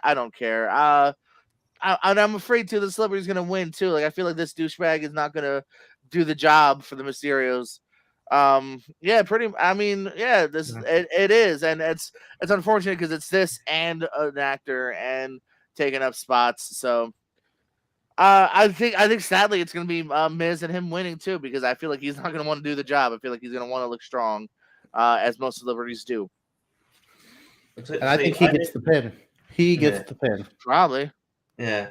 I thought initially, because that's what I thought they were building up to, because they were building towards that there was tension between the Mysterios, and then like Ray went on a Capri show for a Royal Rumble, and he was like, "Oh man, like if Dominic eliminates me, there's gonna be issues. He can find his own way home." So I thought Dominic was gonna eliminate him, and we'd get Dominic versus Ray at WrestleMania. That's what I thought was gonna happen. Yeah, you can argue whether Dominic, is ready for that spot, but I think there'd be intrigue there. They always have like Miz do the celebrity thing because his gimmick is he's like a A-lister, and like people like he's one of the few people a lot of people outside of wrestling know who he is because he comes from like those real TV, real world background kind of thing, and then he sort of hosts he does other projects, so so it's like he's got celebrity appeal. We'll pair him with another like celebrity. Like I don't know, and not all. Most of the time, celebrities just like I understand when they do it, but most of the time it doesn't work. Like I think like Bad Bunny worked, but that was just a rare thing. Like that dude had skill, but I just don't. I don't see them being much. I don't have much interest in this match. I also unfortunately think Miz and Logan Paul are winning this match. Yeah. Let's address this question real quick. Yeah. Do you guys prefer a one-day WrestleMania? Do you like the 2-day format? I think 2 days is way too long, but then again, NBA has an entire All-Star weekend. I'm torn. I don't mind the 2 days. It does make it to where one doesn't have to be so bloated. You don't have to get to 4 or 5 hours. You can have kind of a tight 3.5 per night. I mean, as far as someone that's not traveling for it and we're all just sitting at home, like the three of us are gonna be at home watching it, like I don't mind the fact that we can watch like some wrestling Saturday, some wrestling Sunday, and it's just like WrestleMania weekend in general. Like everyone's running a lot of different shows, so I don't mind it if there's a warrant for it for ticket sales and it gives more people spots, although it kind of doesn't because then they give away those spots to celebrities. I don't mind it. I don't mind it at all because I think before they decided in the 2-day format, I think it was like 2019, right? It was like it just felt way too long, and I think they realized that when there were some matches that probably should have gotten a lot more kind of reaction, but the crowd were tired. So, so I don't mind the 2-day format at all. But yes, they should. And it makes Mania seem big. You know what I mean? If we started doing it for SummerSlam, then maybe we're going over the top. But it makes Mania seem like a big thing. It's too big for one night. Like I buy into that. Yeah, next year we'll see the first 2-night Royal Rumble. Oh wait, was that real? No. Oh, shut up! I thought it was real. I was like, I don't know. I believe it. I'll just say real quick. I'm gonna steal this from Cultaholic. I'm not gonna lie. Here's how I'll be okay with this match. Miz and Paul wins, and then turn heel from Dominic, and he becomes a douche just like Miz. They're planting the seeds for it. Oh, got another one where they beat the Bengals of a hole, I think. Anyway. And up next, we have Seth Rollins versus Vacancy. Everyone's, of course, assuming it's Cody Rhodes. A lot of people have been name dropping it. That's what's happening right here. A lot of people assume this is the Cody Rhodes spot that he signed a little while back for some decent money, maybe him and Brandy. People are also saying what a swerve it would be if it was Shane McMahon. I've heard recently said he's in the attendance, that he might do something. I could see it being both. I could definitely see WWE having some fun and like trolling us rather, and like having Shane come out, and then Rob Lowndes just like curb stomps him, and then finally Cody's music hits or something like that. So they could have some fun with this. If it's not Cody, boy, talk again about digging your own grave, because if it's not Cody, you better have re-signed Keith Lee or give me something big to not make me pissed, because you would have to have something big because everyone's thinking it's Cody. So Triple H lied. He's really not going to retire. Like, you got to give me something if it ain't Cody. Have they hinted I'll be honest. I don't watch Raw and SmackDown a lot. Have they hinted at all that it's going to be Cody? Yes, so maybe they've done jokes of like the dream nightmare. Like they've dropped little hints, and even if you didn't, and if they didn't on purpose, unfortunately, they know what we're thinking, so they still got to do something. They built this up to be a mystery, so it's still technically on them. Yeah, I think even the Miz was teasing that like his partner for Rey Mysterio was going to be Cody, because he was like, this guy comes from a great respected family. This guy he's the dream, he's the not so they were but yeah, they know the rumors are out there. I think the ideal way to do this is Shayman is to do what they did with Bianca and Becky without the obviously the the way that match finished, but like how like Bianca came out and then like then called out someone that was Carmella, who she'd been wrestling for like fucking 10 matches in a row, and then but then the crowd just booed, and then like but no it wasn't it and Becky Becky Lynch comes out, so I could see that happening where or it's like like maybe we sing or it's like Vince goes, oh, here's your opponent, Shane's music kids, and Vince goes, whoa, it's not you. Well, what makes you think it's you? And then and then Cody's music hits. And if it is Cody, I think he'd definitely have to win this match. Or Stardust. Oh my god! If they do that, like, what if it's Stardust and someone's out there, but then you see Cody and he like murders the Stardust character like off screen, and the hammer is all bloody. That's his intro. It's really Stephen Amell. Yeah. I'll be right. But I will have faith that it is Cody Rhodes. But if it is Shane, that crowd, that crowd. If it's Shane and there is no no swerve. Oh, I give you permission, Dallas, to light it on fire. I'd actually rather it be Swerve Strickland than Shane McMahon. Whose house Swerve though? What if this is where Johnny Gargano comes back? That would be good. You know what? Like, okay, that's something that I wouldn't be too sad about. Although I don't know why Vince McMahon would be handpicking him at WrestleMania. So I just think people are over Shane at this point. They know why they use him. Like he can do a couple of good spots, but it's like. No, I mean I'm a big proponent of screw him on multiple levels at this point, man. They trolled him out too much. They could have been building new stars. Instead they shoehorned him in Mania, year after year, shoehorned him in like Survivor Series matches, and then had him book the Rumble where he was one of the last people eliminated. Yeah, he's the only surprise in a Rumble. Like, come on. Oh, so you're expecting Bad Bunny to be there? But so when I say surprise, I don't even really count either one of them actually, because we should have talked about this in our Rumble review that was due months ago. They both were there. They both were there. Like, I mean, we saw Shane in March. We saw Bad Bunny in March. Like, it wasn't that long since we've seen them. I'm talking about a real surprise. We didn't get any. But that was the Rumble. This is Mania. Look at this shit. This is not even a fast lane match. This whatever, man. Drew McIntyre, Happy Corbin, along with Madcap Moss. I don't want to shit on Baron Corbin by any means. He did sell me a hot dog once. You guys are aware of this. It was a good hot dog too. Him and Skinner. I just don't see this to be a Mania match. It's a match we've seen before, actually. Wrestling with Trivia live at the Piersco channel. I talked about who was in a cage match, Super Showdown 2020. It was these two. Or was it Roman? I don't remember. I was wrong. Negative 12 points for me. But still, like, it's a match we've seen. It's not going to be a great match. If this isn't anything more than mediocre, I would be very surprised. They're just high on Corbin, man. He's had that last Angle match. They seem to find something for him at Mania a lot. Former Andre Battle Royal winner. On his main roster debut. I even there's a chance he might win this.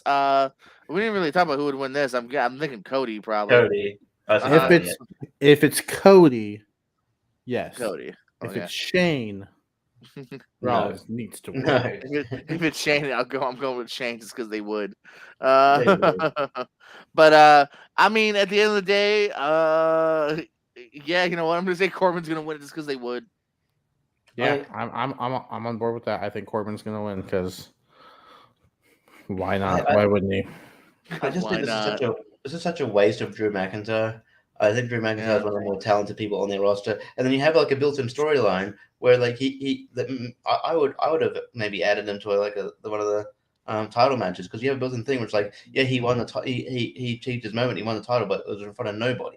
So and you know to try and get that moment back, like if you want to have him as champion again, but like I just feel like they're like well, we need Drew on the card. Who we got? Oh, well, Baron Corbin. We always like Baron Corbin, so we'll put it there. But that's fine if you're building it. I mean, it's one thing if you're building it. I still wouldn't like it, but they've wrestled each other so many fucking times. I don't care at this point. Like you've given away the match already. I don't. I guess I understand why they like Corbin somewhat, but I preferred Corbin when he was like the lone wolf in NXT. I think he's pretty cool at that. But yeah, I don't necessarily hate this Corbin. I think I would say there's a couple of years where I really didn't care. This last year where he's been sad then happy, like it's at least something. But again, like you said, this match just doesn't scream Mania. This match screams. We've seen it. We'll probably see it again. In these two, like it just doesn't scream Mania. There's a perfect example coming up that screams Mania. This doesn't. Yeah. Yeah, no, I don't know. I don't know. I don't get like Riddick. I don't get whatever Riddick Moss, whatever the fuck his name is now. Yeah, Madcap baby. Madcap Moss. I don't. He doesn't even wear a cap.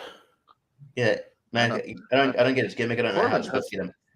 Don't know how it's supposed to get him over. Probably not supposed to get him over. I don't know, but it's just like I don't know. I feel bad for Drew here, to be honest. Yeah, because I feel bad for Drew when he loses. Yeah, I haven't actually who wins. I think I'm gonna hope Drew wins. I'll say Drew. He opens WrestleMania last year against Bobby Lashley for the WWE Championship. Fast forward a year, happy Corbin. Yeah. After like 4 months of dealing with him, like this should have been done at fast whatever the Elimination Chamber. This should have been done. Drew McIntyre should be facing Ricochet for the IC title. This could have been done on SmackDown. Everyone made it to pay-per-view. I remember contributing to one of the Fightful Shawn Ross Sapp's one of the shows, and it was after they ripped McIntyre off with the attacks. I think he had an injury to take care of, and then I'm like, do you think they're building up Drew and Baron Corbin for Mania? And then like I think Shawn just brushed it off like, how could you imagine? I'm like, yeah, it's happening. Did you know Shawn Ross Sapp is booked for the clusterfuck? Joey Janela's spring break. Oh really? Okay, he can wrestle. Shawn Ross Sapp, the Invisible Man, Buff Bagwell. It's gonna be a fun clusterfuck. Okay. So is this match, but not fun. Hey, speaking of clusterfucks, no, I'm just kidding. The Usos, Jimmy and Jay, taking on Shinsuke Nakamura and Rick Boogs. I'm so sad that they made Boogs look normal. He just looks like a generic wrestler. I like the long hair and the Zubaz that he wore back in the day. Now he just looks like generic wrestler number 9. I don't hate this. I mean, at least, hey, you got a WrestleMania debut here. I'm glad Nakamura is actually on the main card, unless this ends up being Kickoff, which I think is very super duper duper duper possible if they decide to put something on a Kickoff. I think we're going to keep Bloodline looking strong. I don't see Boogs and Nakamura winning it, so I'm going to go Usos. So like I said, I don't hate this. Again, does this scream Mania to me? No, but I don't hate it. I feel like this match where like that they just realized, we need a tag title match on the show. Like, we don't have a lot of tag teams. Nakamura's not doing much. Pretty much. Let's do him a bit. And I'm like, no, you should. Yeah. Everything needs build up. Like what you know. Why? I mean, I'm sure it'll be a decent match, but you expect me to care about a match that had like you just popped up there the last second.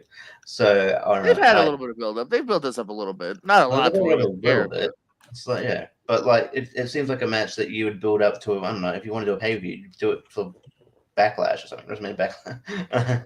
It's not a WrestleMania. WrestleMania Backlash. Tune in next month when we do our Dream Backlash cards. Oh, yeah. WrestleMania Backlash. WrestleMania Backlash. That's only one of those. I would say the Usos are winning here. I mean, anything's possible, but I would say I'd keep it on Usos. I'm looking forward to this match. I think this has potential to be a very high quality match, given who's involved. I think Nakamura and Boogs will take it actually, and I think it's gonna, have a little seeds of doubt planted. Like, oh, is Roman gonna lose on Sunday? Is this gonna rattle Roman at all?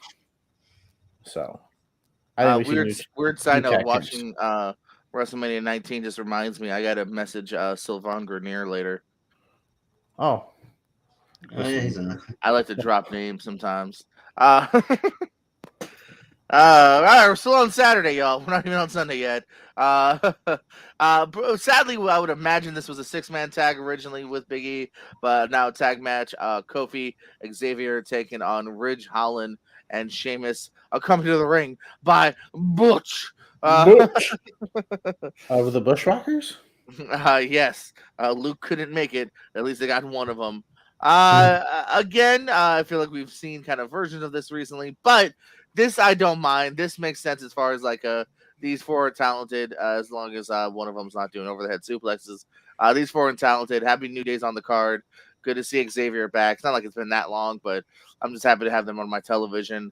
And yeah, I think all 4 kind of belong on the card. I think more than even the last match. So yeah, this is fun. Nice little, like I said, before the main event or like the second or third match on the card. And my kitty agrees. As for winning, let's go Happy and go with New Day. Yeah, I hate to kind of think this, but I feel like because they're petty and they do this, I feel like it wouldn't surprise me if they're still they're annoyed at Rich Holland for because they couldn't make a 6-man because he the suplex when he shouldn't be they shouldn't have been put in that position in the first place. But they do that when people even if it's an accident, people that they kind of take it out on people if it ruins their plans or whatever. Yeah, so it wouldn't shock me. Maybe initially if Sheamus and Rich Holland was supposed to win this, but I'm actually going to go New Day because of the reason. They still could have made it a 6-man because you know who's not doing anything at WrestleMania? A lot of people. Ricochet. Yeah. I would have fine with Ricochet more than just doing nothing or doing the SmackDown go home. Yeah. I don't know how you insert him into the match. Maybe him versus. It's super simple. Ricochet's a good guy, and for some reason, you know what I mean. He has a one-on-one match with Sheamus. The other 2 interfere. Like it's a very simple setup if you wanted a 6th guy. But yeah, I feel like in WWE you have to like be a part of a trio to be kind of like but they're not tag partner. Why would they tag with him? But like I feel like in AEW it's like all baby faces like each other. So it's like because sometimes it's like you feel like someone's being attacked and then like nothing happens. Like this baby face has no friends. But in reality it's like if another baby face is looking in the back they'll be like shit okay I'll help yeah. But, I feel like in WWE they have to be connected in some way. Right, I feel you. Or, I mean, that is that's a take, and that's definitely a take there, Papa. I very much doubt to work. I think he's definitely. Highly doubt it. I would find it, and again, I have no idea if this is even possible, but I mean, it would be a pretty special moment if somehow, even if it was just maybe his voice, like Biggie, tunes in from like wherever he is, like voice wise, or did like a video message or something. I wouldn't. I think it'd be cool if Biggie had some sort of involvement. I think he does his. I think they can find a way to have him do like the introduction. That they normally do. So, I think we'll see that. As far as who I think is going to win, I'm going to go with the New Day.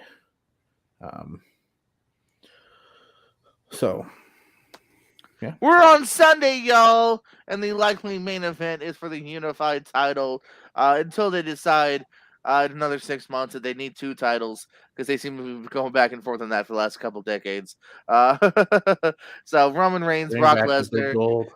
I'm torn on my anticipation for this match because I do think this is the most entertaining Brock has been in a long time. They've actually made kind of a face turn work.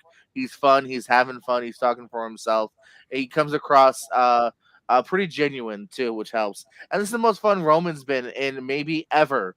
I like this reign. He's putting together a nice lengthy reign too, which is not always super common, but he's putting one together. And I'm not tired of it necessarily. I will say on SmackDown, his intros take fucking forever, and you can definitely chapter skip 6 minutes of his intro because he definitely strolls to that ring slowly. But it's fun. I don't necessarily love how we got here with Brock. I don't love how he won the Elimination Chamber. I don't love how he won the Rumble. But we're here. They also really played up that damn Madison Square Garden footage. If I see that one more time, I'm smacking a baby. Because Wait, what happened at Madison Square Garden? Shut up. They showed every show 3 times a show. They really milked the shit out of that footage. But hey, we're here. It's gonna be a fun match. I don't know if it's gonna be a super long one, as always with Brock. You never quite know, but it's fun, man. And I think you could go either way. I'm thinking Brock Lesnar acknowledges him. I think we keep this reign going. I think Roman Reigns, I think as far as longevity is in the WWE for a little bit longer versus Brock. Let's keep it going, man. And there's always that rumor and hope that maybe Rock will come back for one final match. But even if he doesn't, I say we keep it going. I think there's more juice left in putting the titles on Reigns. Yeah. It'd be interesting to see the different timeline if it had Reigns not got COVID at near like day one when they were supposed to this match, had Bobby Lashley probably not been hurt, would Brock won the Elimination Chamber. I think all of that's a work. I trust none of that. Okay. They were never gonna do those 2 on day one. Never. I never believed it. Okay. Well, I mean, I tend to, but but it'd be interesting. But and when I heard that this was maybe the direction, I'm like, man, you've done this match so many times. You don't have any other match you could do, and so I was just kind of disappointed. But then when obviously Brock came back, and it's clear that he's a fun baby face, and then obviously Roman being one of the best heels in wrestling. I was like, you know what, with this dynamic, I don't mind. I think I'm interested now. Not I still think they do this match too often. But I mean, at least I'm interested. And I agree with you, Jordan. I think Roman should win this match. I think he should continue his lengthy run. Hey, man, keep this lengthy run until next WrestleMania. I don't know. I don't care. I think he's really good. But I hope they don't get into put themselves in a corner and just put put the title back on Brock in the next few months. But so Roman for sure. I think this is the most entertaining Brock has been since he's returned in 2012. How do we keep him around? You keep the titles on him. You keep it going. And I think it'll add an interesting twist to the Reigns character of him chasing the title, because we didn't really get that. He just came back and he won. So we didn't get heel Roman chasing the titles, and I think that could be an interesting next step for him. So whether he wins it back to build up to that Rock match at next year's WrestleMania or not, I think it'd be fun to see him chase the titles and chase Brock. So I'm gonna choose Brock. Maybe I'm going with my head over my heart, or my heart over my head here, because I think the smart money is on Roman. I'm gonna go Brock. I think he should. I think he should win. So, wake up, Jordan. I'm listening with my ears, baby. Don't worry. Are we? Well, how else would you listen? Shut up. With your heart. I'm listening. John, is that what you're saying? Go next question. When I said before that some matches don't scream Mania and some do, this screams Mania. This is a match I wanted to see since Edge first stepped back in the ring. You saw a little bit of a tease back in that Rumble a couple years back, and we're finally getting it, which I'm cool with, man. Yeah, what can I say? I don't necessarily love all of the build and all of the supposed reasonings why this is happening, but I'm totally cool with not caring that much either because it's going to be a banger. Edge and Styles, first time ever. This is a Mania match. I'm looking forward to this. As far as the wiener, let's go. Let's go AJ. Yeah, I agree with all that, but yeah, like I think this is definitely a Mania match. I wasn't expecting Edge to do the heel turn, but I'm glad he did. He's a really good heel. Still getting used to his new music, but it fits. At least by the same band. This is a Mania match. It should be one of the highlights of the weekend, in my opinion. Hopefully, on paper it should be anyway. I mean, on paper, AJ and Nakamura was supposed to be great, and it was a match. But hopefully it's not like that. But yeah, I don't think it'll be like that. But I'm actually going to say Edge wins this.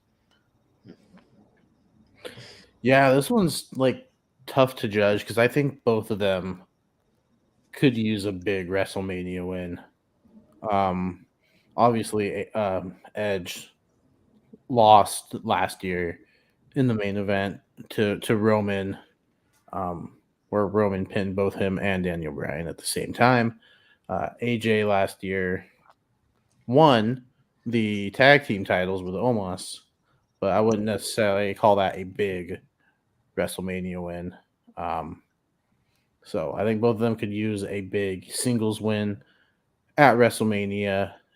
And I'm gonna go AJ because I think AJ could be, depending on where Brock and Reigns go after WrestleMania, I think AJ could be a good first choice for that next challenger.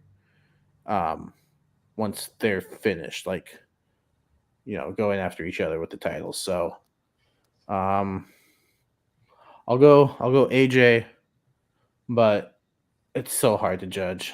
Like this is one that could easily go either way. While it can only be one man, the real winner at the end of the night is us fans. That's true. Like give them a good 20 to 25 minutes. Edge just need to always do 30. Yes, give him a tight 22. Yeah, I'll go. Just don't give him as long as he had with Randy Orton at the WrestleMania, which went on forever. Some say at night, if you close your eyes and listen closely, that match is still going today. Holy shit, that match was too long. Anyway. Oh yeah. Hey, speaking of a match that's probably going to be about 5 minutes too long, Sami Zayn, Johnny Knoxville, no disqualification.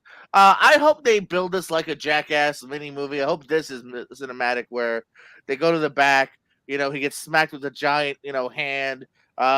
Steve-O can light his nuts on fire. I don't know. Just be silly because that's what this is. It's silly.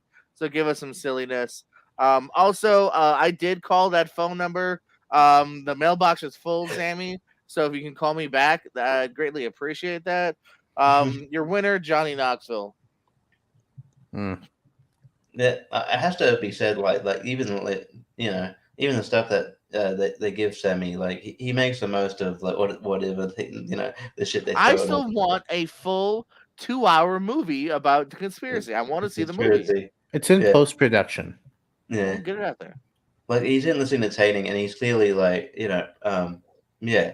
I mean, he might be enjoying himself. He did re-sign recently, so he might. There's probably some enjoyment there. And probably Kevin Owens re-signing probably helped that too. But I mean, I don't know. I don't particularly care about this match. I don't know if anyone probably does. I was worried for a minute there that it was going to be for the Intercontinental title. I'm glad, glad they took in that respect, I'm glad they took the belt off Sammy. But it would be good if Ricochet was on him. I would actually do Sami Zayn versus Ricochet for this in the lead Johnny Knoxville out of it. But personally, just Sami and Ricochet for the Intercontinental title. That's a WrestleMania match in my opinion. But yeah, look, I also fortunately think Johnny Knoxville's winning this match. Like just by shenanigans or whatever. I think they'll all come out and he'll slipping them down if he'll get rolled up or something. I don't know. Yeah, I'm not looking forward to this match. I am looking forward to it because I think it's just going to be silly nonsense, fun. Jackass stunts backstage, interference from other Jackass members. It's just going to be a wild, I think, 10 to 12 minutes. And I think it's just going to be a fun time. I think the crowd's going to be into it. I think I'm definitely going to be into it.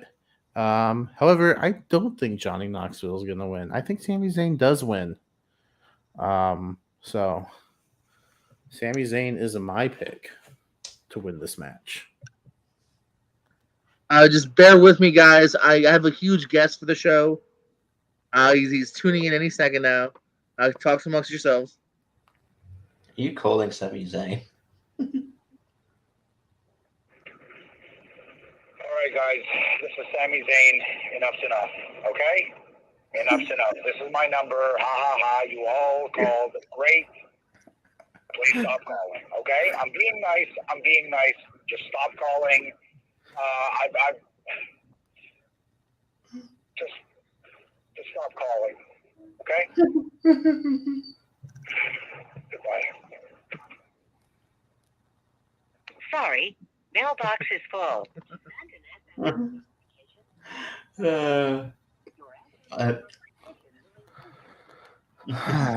I almost just gave my number away. I doubt that's his real number, but man, that's fun. It's just fun. By the way, that's the first fun. That's the first voicemail of that voicemail I've heard. He did have a different voicemail originally too, which is pretty funny. They've kept the gag updated. Huh. Like his first voicemail is a normal one. This is a new one where he's defeated going, come on, guys. I haven't heard that one yet. That's cool. Should be like, this is your mom. Call me back, please. Just no, make sure you're doing okay. I sent him a text message notification, but I've never gotten one back. Listen, bros. RK Bro, Riddle and Owen defend the tag titles against Street Profits. Hey, call me anytime, Papa. Just DM me, man. I'll give you my number. And call him late to dinner. Hey, Alpha Academy, Otis Dozovic, and Chad Gable. Yeah. My only complaint is, again, I feel like we've seen every version of this match. I think we've even seen this three-way, if I'm not mistaken. But it'll be a fun one here. I'm happy all three teams are on the Mania card, especially Gable, because I just think he's been overlooked for a little while here, and he's pretty good here. And all six of them are really entertaining here. I think Montez is a future IC, if not world champion. We'll see. And Dawkins is going to get tuckered sooner or later. But yes, this will be a fun match. As far as the wieners, I just say, let's put a smile on our face. RK Bro retains. I don't know that we've seen this match. I know we saw Alpha, RK Bro, and then Rollins and Owens. I don't know. Then again, we might not have seen this exact one. Like I said, I just know we've seen like Profits in them, and we've seen them against the Academy. I'm just saying we've seen kind of all around pretty much this match. My question is, I know sometimes with triple threat tag team matches, it's like one team on the out. Is this like going to be like a legit triple threat where three men are in the ring at the same time? Usually it's not, but it could be. It really depends on what they want to do. I hope they do it like that. I'm looking forward to this match. I think every team involved is really talented. So I'm happy to see Gable on the big WrestleMania stage. I wonder how many solo cups are going to fall from the sky. But I think Riddle and Orton win and retain. But if they don't, Riddle, you need to turn, not Orton. Yeah, that's what I said. Riddle turn. Yeah, I do feel it. Yeah, I can understand why you feel like we've seen this match before. I don't know if they're going to put the title that like they would put the titles on Street Profits because, as you said, it does feel that they're. Yeah, I feel bad for Angelo Dawkins, but that does feel they're really high on Montez Ford to be a singles guy. I don't know if he turns heel on I don't know, on Dawkins eventually. I don't know, but I feel like Montez's future is not in the tag division. I also hope Montez does maybe if he does hit a frog splash in Orton, he takes care of because I can knock the wind in him last time. I'm just glad Orton didn't treat him like Mr. Kennedy getting booted. You know, because I also think that like Randy Orton and Riddle are destined to feud, and I don't think they're going to put the titles on Street Profits. I'm going to say the Alpha Academy, the Alpha Academy win this match. Shoosh. Thank you. Thank you. Well, thank you for your opinions on that match. Let's talk about whatever this is. Oh, hey, speaking of multiple teams in a tag team match, Carmella and Zelina Vega defend the women's tag team titles against Liv Morgan, Rhea Ripley, Sasha Banks, and Naomi, Natalya Neidhart, and Shayna Baszler. Again, kind of a usual tag match that we see, whether it's men's or women's, where it's let's get some people on this card. And doesn't seem to be any women's battle royal this year. So this is probably the best way to get as many of your women's roster in a match, because you do have some pretty much all makeshift tag teams. Sasha and Naomi's only been around for a couple weeks now to get to this match. Natalya and Shayna's, never really been a set thing. I do think we're going to see new champs. Again, I think let's go with some faces. Let's give two women their WrestleMania just desserts, Rhea and Liv Morgan. They've teased Liv getting a big moment singles. She really hasn't had a big moment on a pay-per-view yet, so this could be it. I actually even like the look of her and Rhea together. They kind of look like a tag team to a degree as well. I think they could have a fun reign if they actually pushed it. So let's have a nice Mania moment here. And, Rhea was lost to Charlotte, so she can kind of get her nice win back here. And I'm going to go with Rhea and Liv walking away with those tag team championships. Sorry, Corey Graves. I said it. Yeah, I feel like that. Like you said, there's a match where like they're like, oh, yeah, there's a lot of women. I mean, this car that needed WrestleMania payday. Yeah. We'll just put a bunch of and I just feel I don't like how disorganized and probably dismissive. I think WWE are of the women's tag division. They're just I feel like all these people, all these guys, in a few months they could all verse each other, but it'd be a different combination of people. But now in 3 months it's going to be Carmella and Naomi versus Natalya and Rhea Ripley. Yeah, totally. Yeah. Rhea and Shayna versus Natalya and Naomi versus Sasha and Zelina versus Carmella and Liv.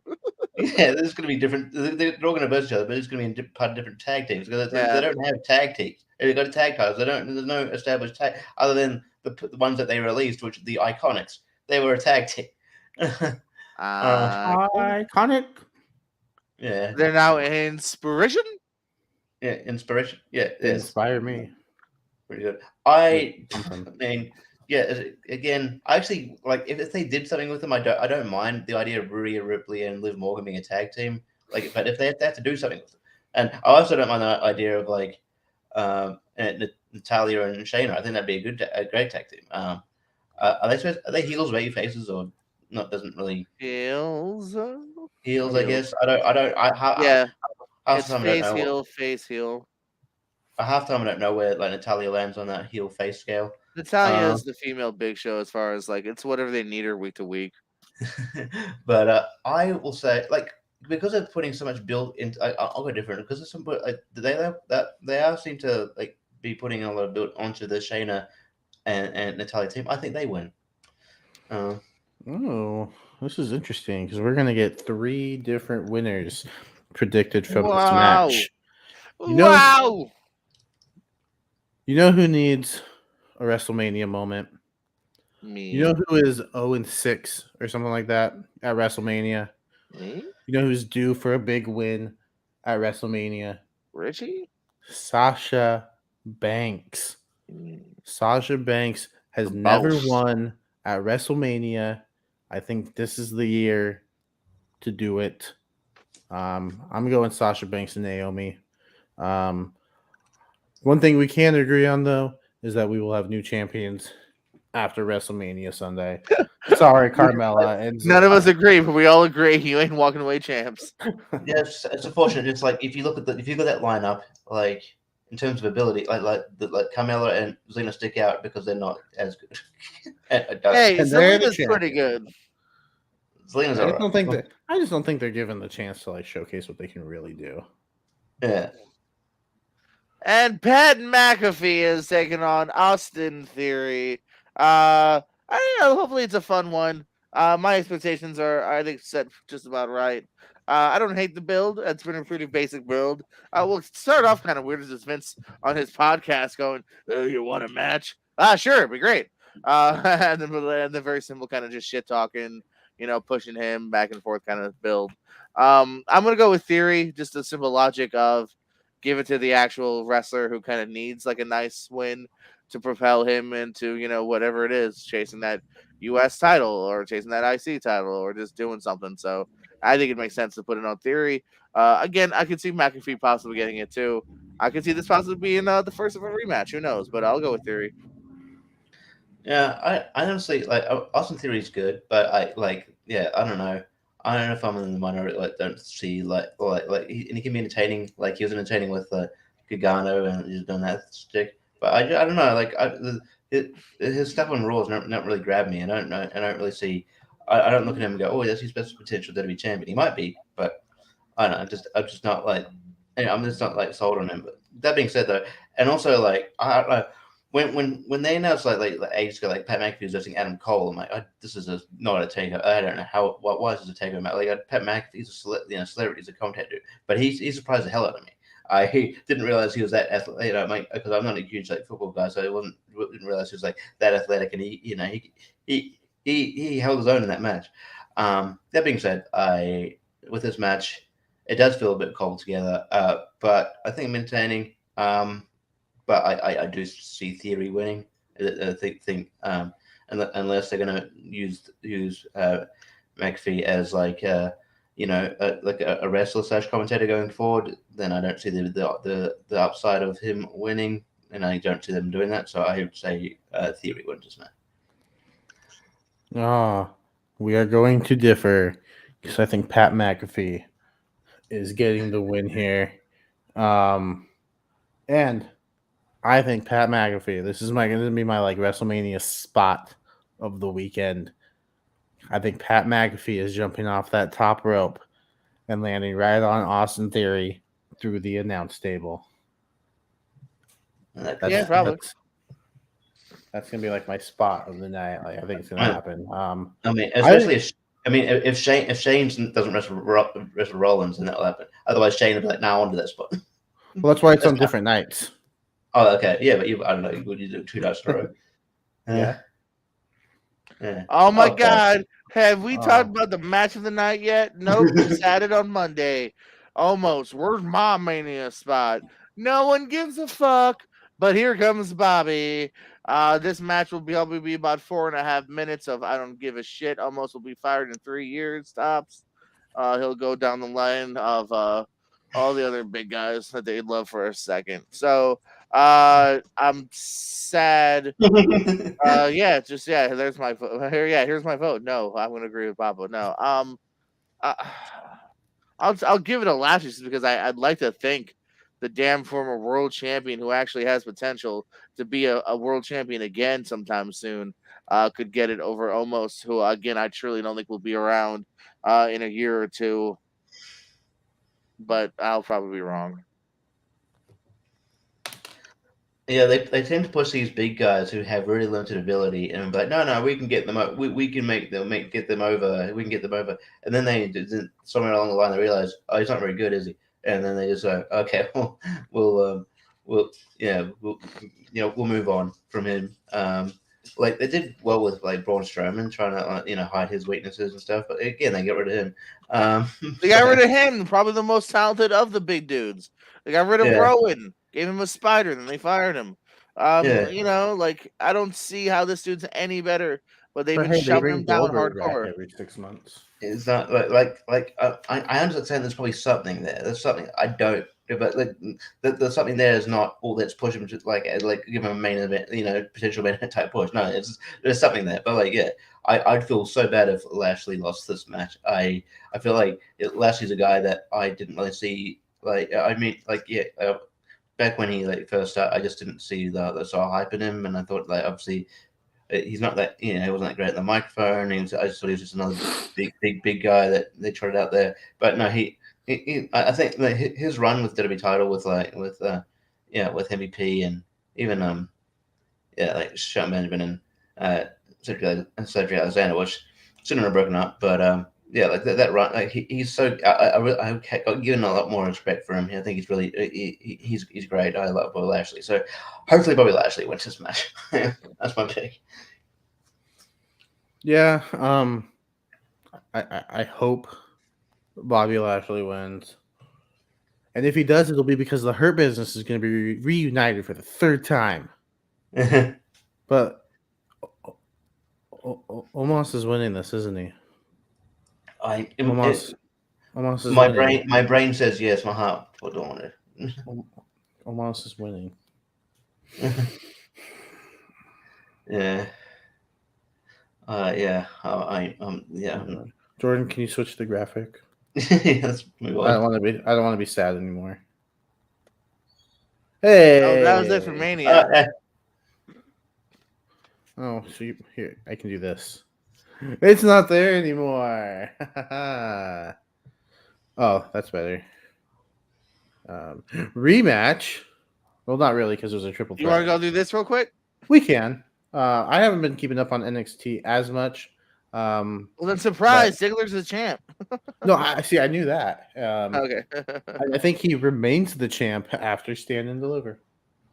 Yeah. I kind of feel like Braun had kind of an unofficial debut a couple of weeks ago. Like, they didn't just throw him out there for a match.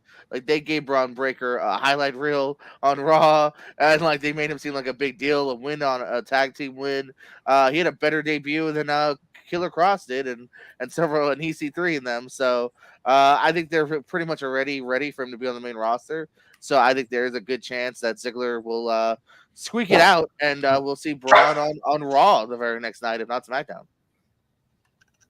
Yeah, but yeah, every time and dogs have an opinion, but no, I Timmy's think stuck in a well. Shoosh. Yeah, I think obviously they're really high on Braun, but that's why it's like his NXT run. His NXT run wasn't quite long, but yeah, I feel like in 2 or 3 years you'll at WrestleMania you'll probably see Roman versus Braun Breaker. I genuinely believe that. I think it's highly possible. So in that sense, because he's already sort of been on Raw, and I think they probably want to give the NXT title to someone who's they're still planning to stay there for a while. So I think Dolph wins this match. Yeah. The women's title is now on the line in a 4-way as Mandy Rose defends against Io Shirai, Cora Jade, and Kaylee Ray. I'm gonna go with Cora Jade. I just the way they I feel like she's getting some of the most screen time on here. She's been screwing around with Toxic Attraction. The fact that this was originally seemed like they were going to go for the women's tag titles, but then they ended up getting put into this in a 4-way. Kind of again makes me feel like there's a reason that they did that, and I think that's to give Cora Jade a nice big win here. She's young. I think WWE loves. They got to her pretty quickly, so she's kind of like a new version of Paige, and that she's kind of a bit more of a punk rock, young star that they can kind of mold into a big star. So I think we'll have a big title change here, especially going along with the logic of I don't see the men's title changing, so I think we might see the women's title change. 100%. I think Cora Jade's winning. However, Kaylee Ray's really good. I feel that people that other people don't watch NXT UK, but when she was on there, she was one of the best. And she could be something pretty big, but storyline wise, it feels like they're going with Cora Jade. So I'll say Cora Jade, but I want Kaylee Ray to win. Yeah, I think Cora Jade takes it. I think we see Io Shirai on the main roster sooner rather than later. In an unusual heel move, Carmelo Hayes, it was actually his idea, storyline-wise, to have this ladder match for his North American Championship. Grayson Waller, Santos Escobar, Solo Sikoa, and Cameron Grimes going for that title on Saturday. I see big potential futures for all 5 of these men. I was a fan of Hayes and Grimes on the Independents. Grimes as Trevor Lee. I want to say Hayes was Christian Casanova, if I'm not mistaken. My alias is trivia. They've really been kind of building up this storyline of Grimes' face turn and saying all of a sudden, he's got to do this for his passed away dad. He originally lost his qualifier, but now he got into this based on like the second chance 3-way. Sikoa has been a pretty dominant force as well. Escobar is great. Probably should have been on the main roster already by now. And Waller, they've already kind of done some stuff with him on Raw. I feel like he's another guy that everybody probably really likes. He's big on the Twitters and is a good-looking, cat. So I could see him being called up pretty soon here. I'm gonna say we're gonna have a nice new win. I'm gonna say it's either Sikoa or Grimes. I'll go with Grimes walking away with the championship. I think it could go a couple different ways though.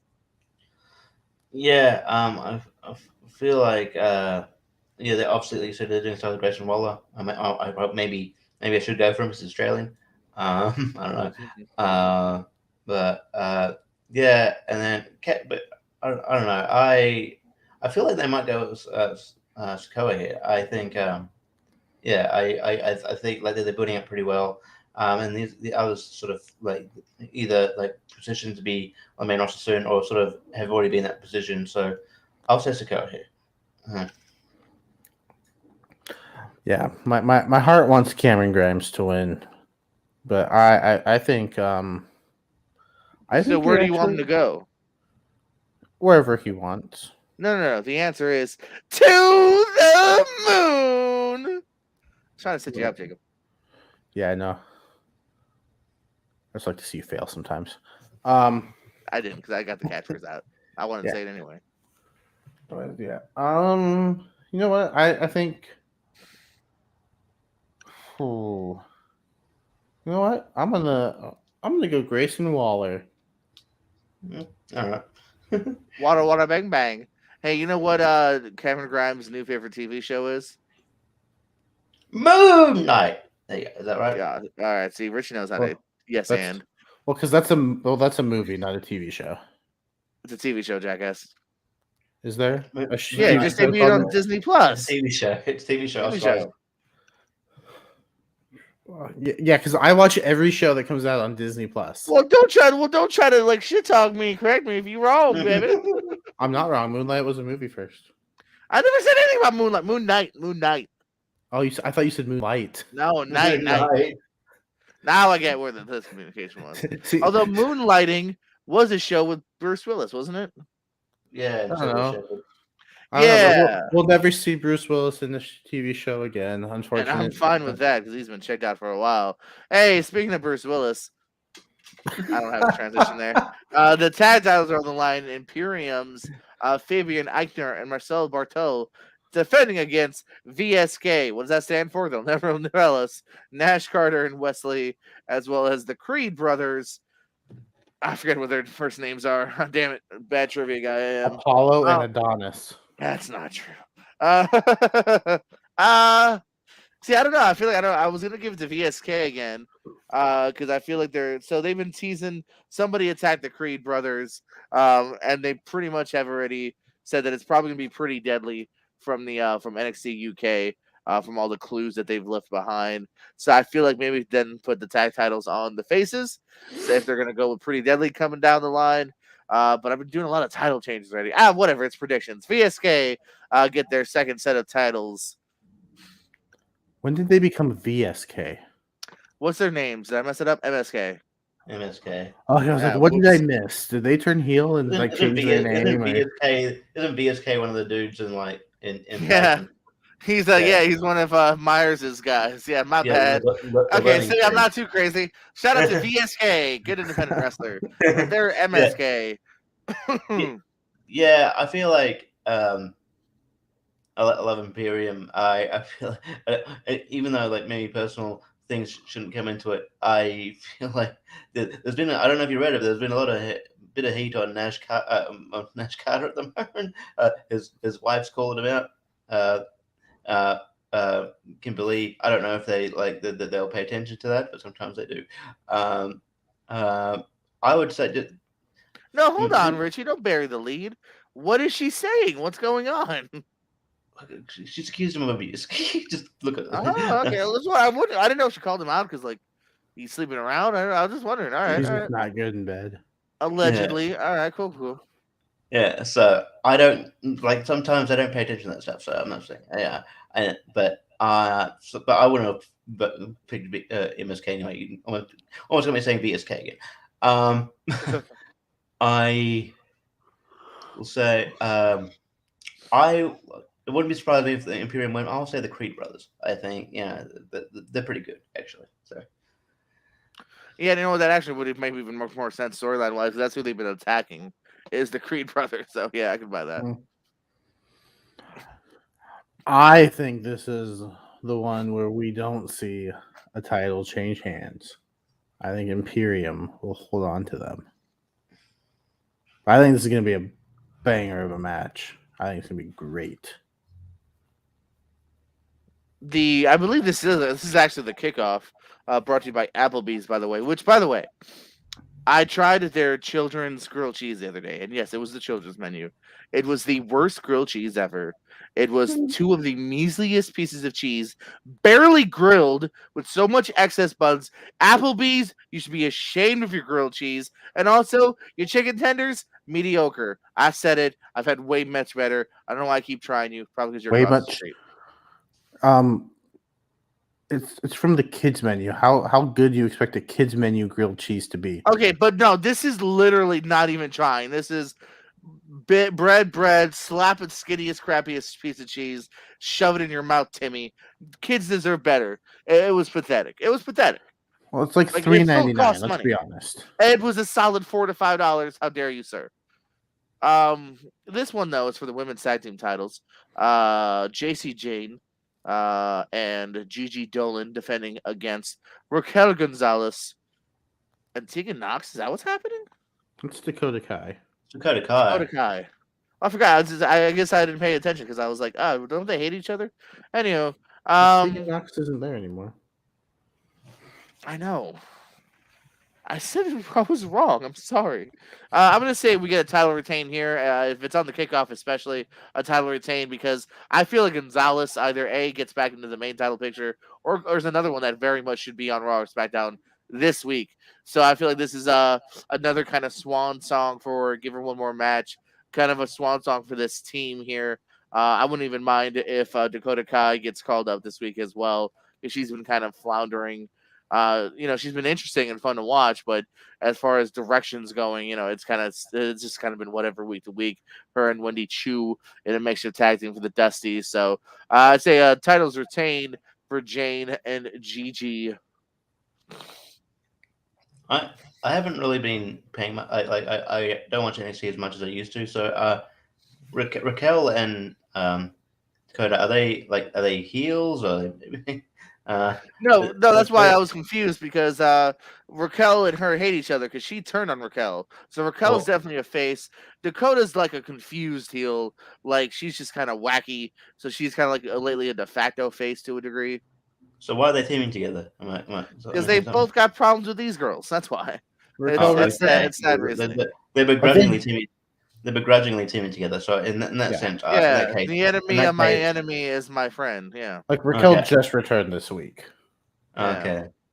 In that case, I would toxic. I would say toxic attraction retains. I don't see. I see it like can they coexist? No, they can't. So that. Yeah, I think this is the lock of the night right here. Toxic attraction is retaining.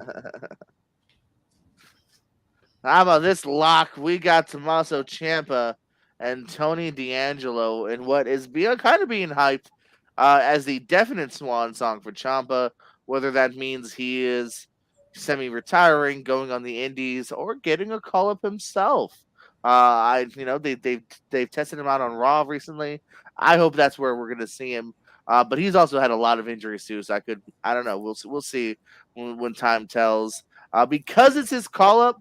I mean, just the logic of mine is, as much as I would probably put the win on Ciampa, put the win on D'Angelo. Let him sleep with the fishes. Very gimmicky character. But hey, I mean, if D'Angelo's sticking around and Ciampa's not, so that's just my simple logic of let D'Angelo win. And seriously, Applebee's, work on your grilled cheese. It'd be interesting to see. I don't like if Tommaso goes up to the roster, main roster, because like he's previously said in interviews that if they called him up, he would just quit. But I don't know. Like, people change their minds. So yeah. I mean, I know exactly what you mean. That's why I'm not sure. But at the same time, it's changed so much.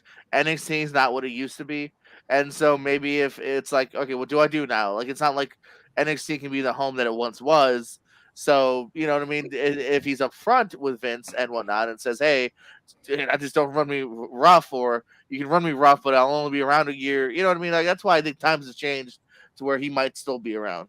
Yeah, and maybe earlier on he wouldn't even do, like, he appeared on Raw doing stuff with like Dolph Ziggler. So like, I maybe early on he wouldn't even be able to do that. But like maybe he's had a taste of had some taste of being on the road. So maybe he's changed his mind.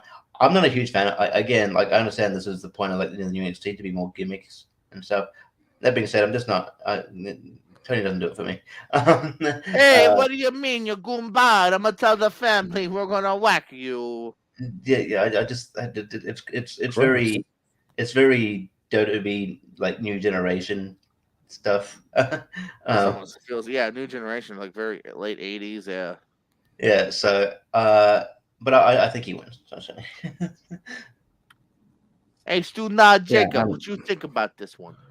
Oh, give Ciampa the win. His last match, give him the win. Let him go out with his hand held high. Why? Because I'm a clown to you? Do I look like a clown to you? Do I make you No, laugh? because I think if anyone in NXT deserves to like win their last match, I know it's you go out on your back, but I think Ciampa's just been so good to the company. I mean, he's had such a good run. He's given so much. Give him one last victory. I always politely disagree, because you lose on your way out. You do's the business. Hey, speaking of losing, that's LA Knight when he loses to Gunther Stark this Saturday on Stand and Deliver. Gunther. Yes, Gunther, formerly Walter, and no longer Stark, because oops, we didn't Google it. Give the win to Gunther. Again, not everyone I say is going to debut on Monday. I feel like LA Knight could definitely be one of those call-ups. I think it's possible. I also fear he'll get an EC3 like run, but we'll see when that's all said and done. So I'm gonna say Gunther gets the win. I think, especially if maybe Braun doesn't get the title, they're not calling it up yet. Gunther and Braun could be a fun feud. Like, there's some options here. So I think Gunther gets the win. Yeah, I think you could see both these guys on the main roster sooner rather than later. Although if Survivor Series is any indication, Vince probably won't use Walter. And yes, I'm calling him Walter. Very well. But I mean, he's the size. He's the size that Vince likes typically. So I don't know. Then again, I thought that of Keith Lee too, and look what happened. Yeah, I don't know. I refuse to call him Gunther as well. It's Walter. But it's hard. I could see LA Knight going to the main roster. I am in agreement with Jordan that he could get EC3 run, just because, like EC3, LA Knight's been there before. He was development, and he'd probably. I think Vince will look at him and go, "Oh, well, yeah, we tried with you before. It's not gonna work now." Like, well, you're at a certain level. Like, you can go and make a name for yourself in other promotions, but to me, you're a certain level. And I'm just worried that they're going to look at him that way, even though he's a good wrestler and can talk. But yeah, I think I don't know if Gunther goes to the. I said I wouldn't call him Gunther, but I don't know if Walter goes to the main roster, just because he was very hesitant to even be in this NXT just because of the travel thing. But again, people change their minds. So Yeah, but well, Walter wins this match. Oh, yeah. I agree. Gunther is winning after 18 chops to the chest. So that is your big Mania weekend there, between Mania and Stand and Deliver. I would like to go over some other things real quick though. Lickety split. Like the Supercard of Honor. Maybe. Real Pro Wrestling's next event. No, I wasn't gonna do a cheap plug, although I could.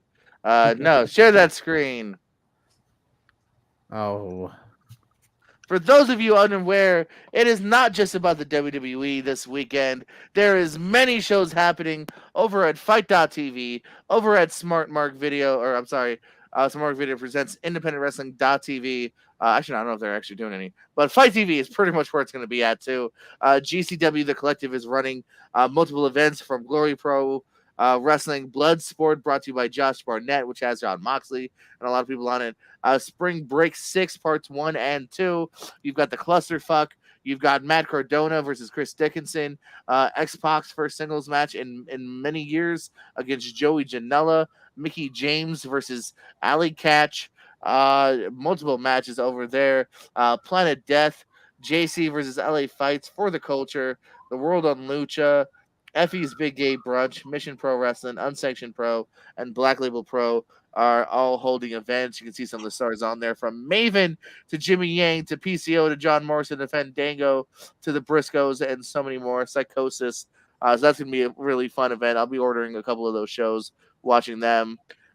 Impact will be having an event as well on April 1st, the multiverse of matches. They're putting together a really interesting card, including the they were in a couple TNA matches back in the day, but for the first time since like 2002, the Briscoe brothers will be making an Impact appearance, taking on the Good Brothers, amongst many other matches. That's going to be a fun one to watch.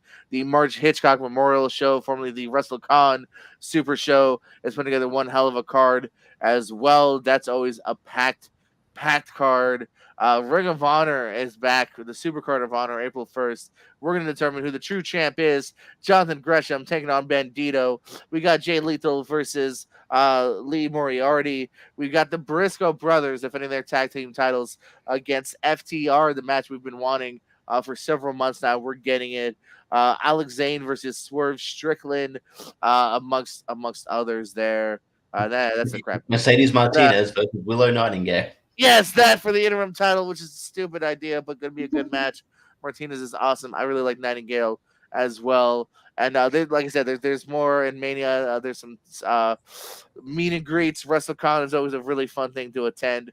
If you're looking for autographs, I've got some great experiences WrestleMania weekend outside of WrestleMania. So a lot of cool stuff happening this weekend. I can't wait. I got my comedy show tomorrow live at Anthony's at 7. But after that, I'm coming home. I'm going to watch some Janela Spring Break. I can't wait to have some fun tomorrow. It's going to be fun. Also, a match that I think got announced, but I don't know if you know. But it's Josh Woods versus Wheeler Yuta for the Pure Championship. Josh the Goods Woods defends the Pure title against Wheeler Yuta. That sounds good. That sounds like a good Pure title match. I'm down for that. Yeah. So. All right. Well, that was a packed episode. It was a long episode, but thank you for watching. If you watched all 2.5 hours, or if you're watching on the replay and you just jumped ahead because you don't want to watch for 2.5 hours, we thank you as well. Be sure to check us out everywhere. Jordan, check out his wrestling stuff, his comedy show, if you're in the Florida area, because he's probably not going to film it and put it on YouTube. Richie does the same thing. He doesn't film his comedy shows and put them on YouTube. I don't know. No, comedy's different from wrestling. Wrestling, we film everything. Everything gets aired. Comedy, now it's more of a be there live, baby. AKA, maybe I'm not that funny. I've got some older stuff. You can look up some older stuff on the Pure Scope channel, along with movie trivia. If you go farther back in the timeline, you can find my comedy. Yeah. So make sure you go there. Look up some movie trivia, some wrestling trivia at the Pierce Wrestling Co. And Richie's there because Richie. You combine 2 channels this time, but that's fine. Shut up. It's my turn. The Pierce Co. and Pierce Wrestling. Pierce Wrestling. Well, why don't you just call it Pierce Wrestling Co. and just put everything on one channel? No, because again, you want to be build more towards that niche. Not every wrestling fan cares about the movies. Not every movie fan cares about the wrestling. So you have two different universes. It makes sense. I've thought it through. All right, fair enough. But yeah, Okay. I don't know if we're doing plugs, but yeah, you can catch me. I think Outside, how tomorrow. about that? Okay, tomorrow doing doing a tier rank of the best combat sports movies should be fun. Hope to get like the wrestler and warrior up there, hopefully. And then yeah, huh? Did Jacob mute me just now? I did because it's Richie's turn. Oh yeah, and then yeah, like I don't know, I'm around. I'm probably make more appearances on here. I'll make yeah, I'm always on the PS channel. So yeah. Yes, and make sure to catch it. Tune in tomorrow for that tier ranker fight, best combat sports movies, and be sure to come back on Saturday at 6 Eastern. Austin and I, and maybe some other people, will be talking and celebrating the 50th anniversary of The Godfather. So we will be talking about that as well as the trilogy as a whole. Hey, there's a wrestler in that movie. Okay. Yeah. Thanks. There's also a wrestler called The Godfather. He had hoes. In different area codes. He did. They were in different area codes. Luda. And make sure you come back next Thursday as well to see how wrong we were about our predictions for WrestleMania and NXT. We'll be back next Thursday. I said Thursday because we're usually on Thursdays. This was just a special Wednesday edition because schedules get changed. Because I got booked at the Chuckle Hut. And because tier ranker got rescheduled. Yeah, that too. But that's Jordan. Hi. That's Richie. Hi. Hi. I'm Jacob. Hi. And we're gone. Bye.